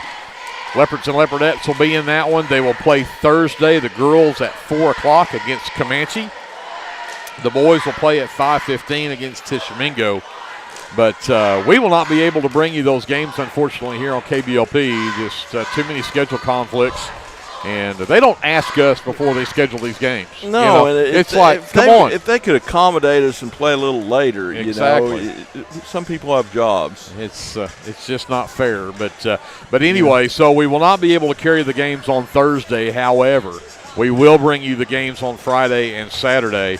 Leopardettes will play Comanche. The other side of their bracket is Latta and Tulsa McLean. The Leopardettes are a 3 seed, Latta a 2 seed. The Washington Lady Warriors, the 1 seed in that one. Tishomingo girls and Kiowa girls, the others in that tournament. The boys again will play at 5:15 against Tishomingo. The Leopards come in as a 2 seed. Latta is a 3 seed. Kiowa the 6. On the other side of our bracket, the Washington Warriors come in as a 1 seed in that tournament. They will play Putnam Heights. I don't know that I've heard of that one. Silo and Comanche on the other side of their bracket. So there are your brackets. But again, we will bring you that action from Latta on Friday and Saturday. We'll just not be able to be there on Thursday. Out of the timeout, Leopard basketball. Hernandez gets it in the backcourt. Under a minute to go. Down by 7. Almost walked right there. Ramming it to the high post. Turns around on Boyles, takes it down, missed it. Rebound, Boyles, and it's going to be a jump ball and a possession arrow Leopards. That's good hustle from Hernandez to get that one back. And as suspected, Pettit will check out. Caden Harris is back in for the Outlaws. 39 seconds left. Leopards down by 7.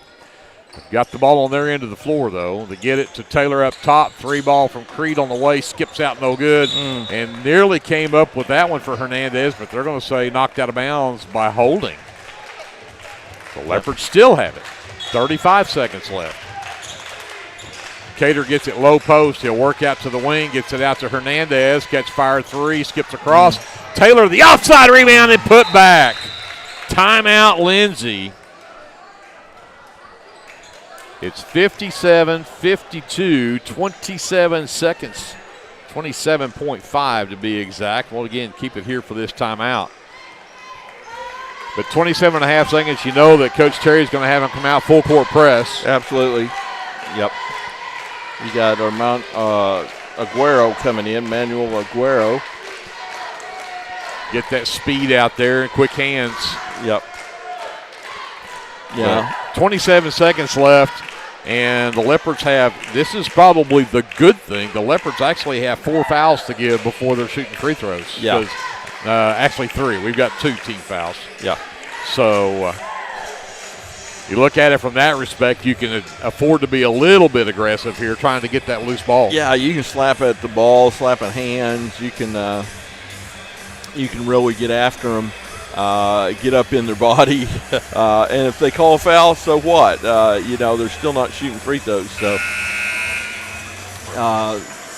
Aguero, Hernandez does have 4 fouls on him, and Aguero's got 3. Those are probably the 2 guys you don't want doing that aggressive.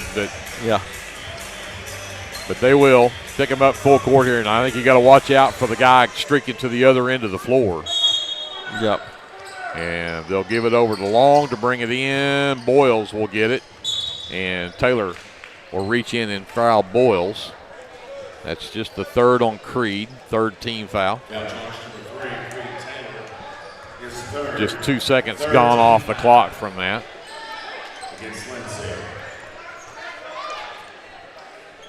And so now they'll try this again. And ball was tipped, but Blade Harris comes up with it. Now you got a foul. Long back over to Blade, over to Caden. And Taylor will foul Caden Harris. And that'll be a 4 now on Creed and a 4th team foul. So 1 more, and we'll shoot free throws. 18 seconds left. Zach Long at midcourt to bring it in. In the backcourt, Blade. And Aguero will pick up his 4th, and Blade Harris will now go to the line to shoot 2. Blade's not been there tonight at all. He's only got the 1 basket in that 2nd quarter. Right. Let's see if the nerves get to him here. 5-point Marlow lead with 16.7 on the clock.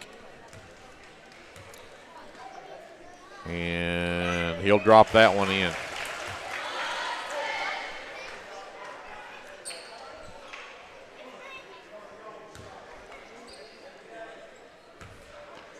This one will make it a 3-possession game with just 16 seconds left. It could do it. It doesn't. He missed it. Hernandez comes away with the rebound. Pushes it ahead. Got to get shots up. Taylor got his man in the air. No whistles. Put up the shot and missed it. Caden Harris, my apologies. Caden comes down with the rebound. And he will be fouled.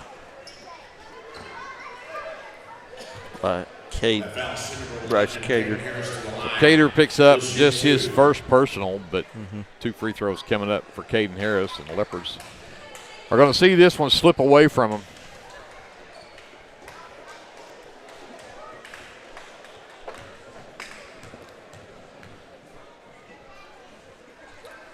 And Caden Harris cannot hit that one.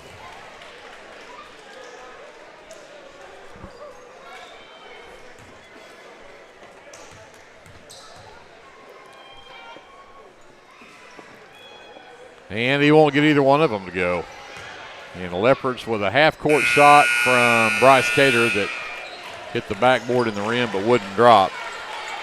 58-52, the final score. The Leopards, if you want to look at a positive here, 11-5. They outscore Marlow in that final stanza. But just not enough as they had dug too deep a hole early. But it's a 58-52 win for Marlow. They will improve to 2-0. The Leopards will drop to 1-2 on the season.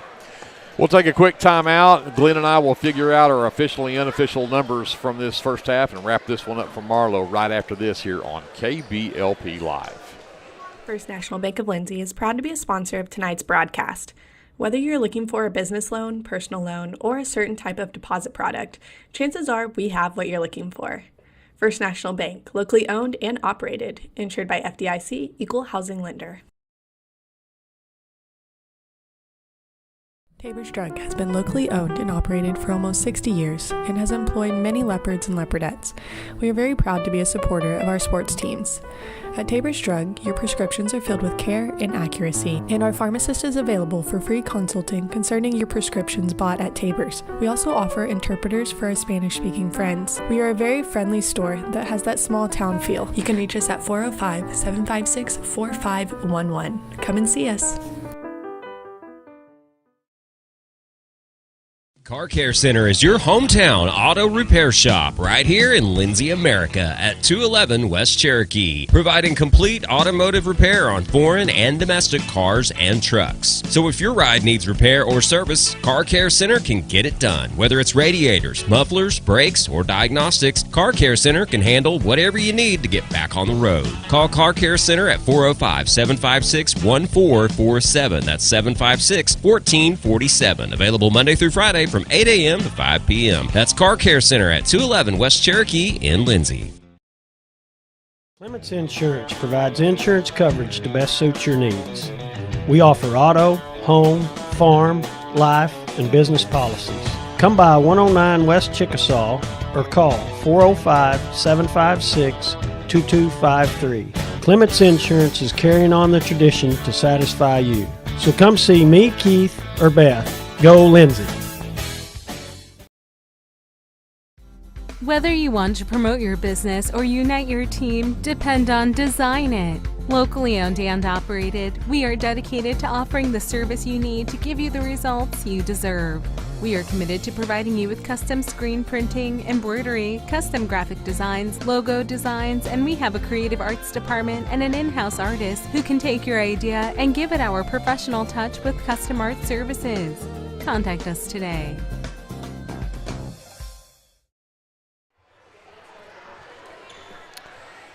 Back to wrap it up from Marlow. The Lindsay Leopards come up 6 points short, 58-52, the final score in this one unofficially for Marlow. 3 players in double figures. Parker Boyles ends up with 17 in the ball game, 16 from Caden Harris and 10 from Zach Long. 6 points apiece from Mason Holding and from Zach Pettit, and then a 3-point effort from Blade Harris rounds out the scoring for Marlow. I had them 10 of 15 from the free throw line. For the Leopards, they had 2 players in double figures. Brody Ramming and Bryson Watts both finished the game with 11 apiece. Armando Hernandez, Creed Taylor both had 8 apiece in the ball game. 6 from Bryce Cater, 5 from Isaac Cameron, and then 3 from Gustavo Torres rounds out the scoring for the Leopards, who were 7 of 12 from the charity stripe. The Leopards were +6 on the glass, 27-21. They out-rebound the Outlaws. But the Leopards end up with 12 turnovers in the ball game, and Marlow ends up with 13. Yeah, talk to some of the numbers with Glenn. Yeah, a lot better second half on the turnovers. Yes. So, Marlow outshot us 50% to 37% from the field. So you wonder how it was even that close. They outscored us from three points from the free throw line as well. But we were 9 for 27 from 3-point range. That was the difference. A lot of the difference in the scoring. We were also 8 for 19 from 2-point range, 7 for 12 from the free throw line. Total of 17 for 46 from the field for 37%. For Marlow, they were 18 for 31 from 2-point range for 58%. Just killed us in the paint. If there was a shot clock or a shot chart, you would see a whole bunch of shots made in the paint for Marlow tonight. 4 for 13 from 3-point range for Marlow for 31%. 22 for 44, 50% from the field for Marlow. So, hung in there tight. And what was that final? 58-52. 58-52. Came back after getting down. Showed a lot of grit. But, too much inside was the big story tonight. They matched us from, their 2 points inside was greater than our 3 points outside. So, yep, and again, I'll say this about this Leopard team. You just took on a Class 4A team. That returns 4 of their 5 starters from a team that was 1 game away from being in the state tournament last year. So you look at our young team and how well and how poised they handled this ball game after getting down 14 points in this game and coming back to make it. I mean, literally they were down within 5 there at the end at 55-50. So, you look at it from that respect, I'll tell you what, I'm impressed with this Leopard team. Yeah, they did really, really well. Yeah, they did. And, this bunch's got to come to Lindsay, too. So. Absolutely. We'll get our chance. Yeah. And, again, if you missed it, the girls also lost a heartbreaker, a game that they basically led wire to wire. And Marlow creeped back in the fourth quarter, tied it up late, and then on a last-second buzzer shot from Kentley Davis puts them in, and the Marlow Lady Outlaws defeated the Leopards earlier 45-43, the final score in that one. So Leopards don't get a win, neither do the Leopards, but we keep fighting. It's early in the season. Long way to go. Again, reminder, they will be playing down at Latta for the Latta Panther Classic Thursday, Friday, Saturday. The girls play at 4 o'clock against Comanche. The boys play at 5:15 against Tishomingo. Those games will not be on KBLP Live, but keep in touch with Jason Wallenberg, especially Friday morning. He will fill you in on the schedule for the game times for Friday, and we will be there Friday to bring you the ball games there from Latta for Friday and Saturday in the semifinals and final round.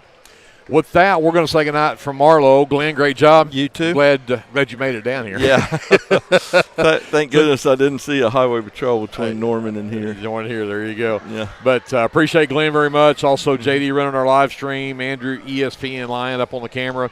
Brianna Miller, I tell you what, she is a beast back there in Lindsay, taking care of our live stream back there on the radio on the FM side. Appreciate everything she does back there. CeCe Lyon, Paige Sutherland, a big part of this team as well. And Kevin had to leave tonight. I think he bumped his head or something. No. I think he had a son that did not feel well, so he ended up having to leave tonight. But, Kevin, I hope everybody's good, and I appreciate Kevin very much, too. For all of us at KBLP, my name is Greg Peary. We're going to see you Friday down in Latta. Until we see you then, whatever you do, always be a good sport. First National Bank of Lindsay is proud to be a sponsor of tonight's broadcast. Whether you're looking for a business loan, personal loan, or a certain type of deposit product, chances are we have what you're looking for.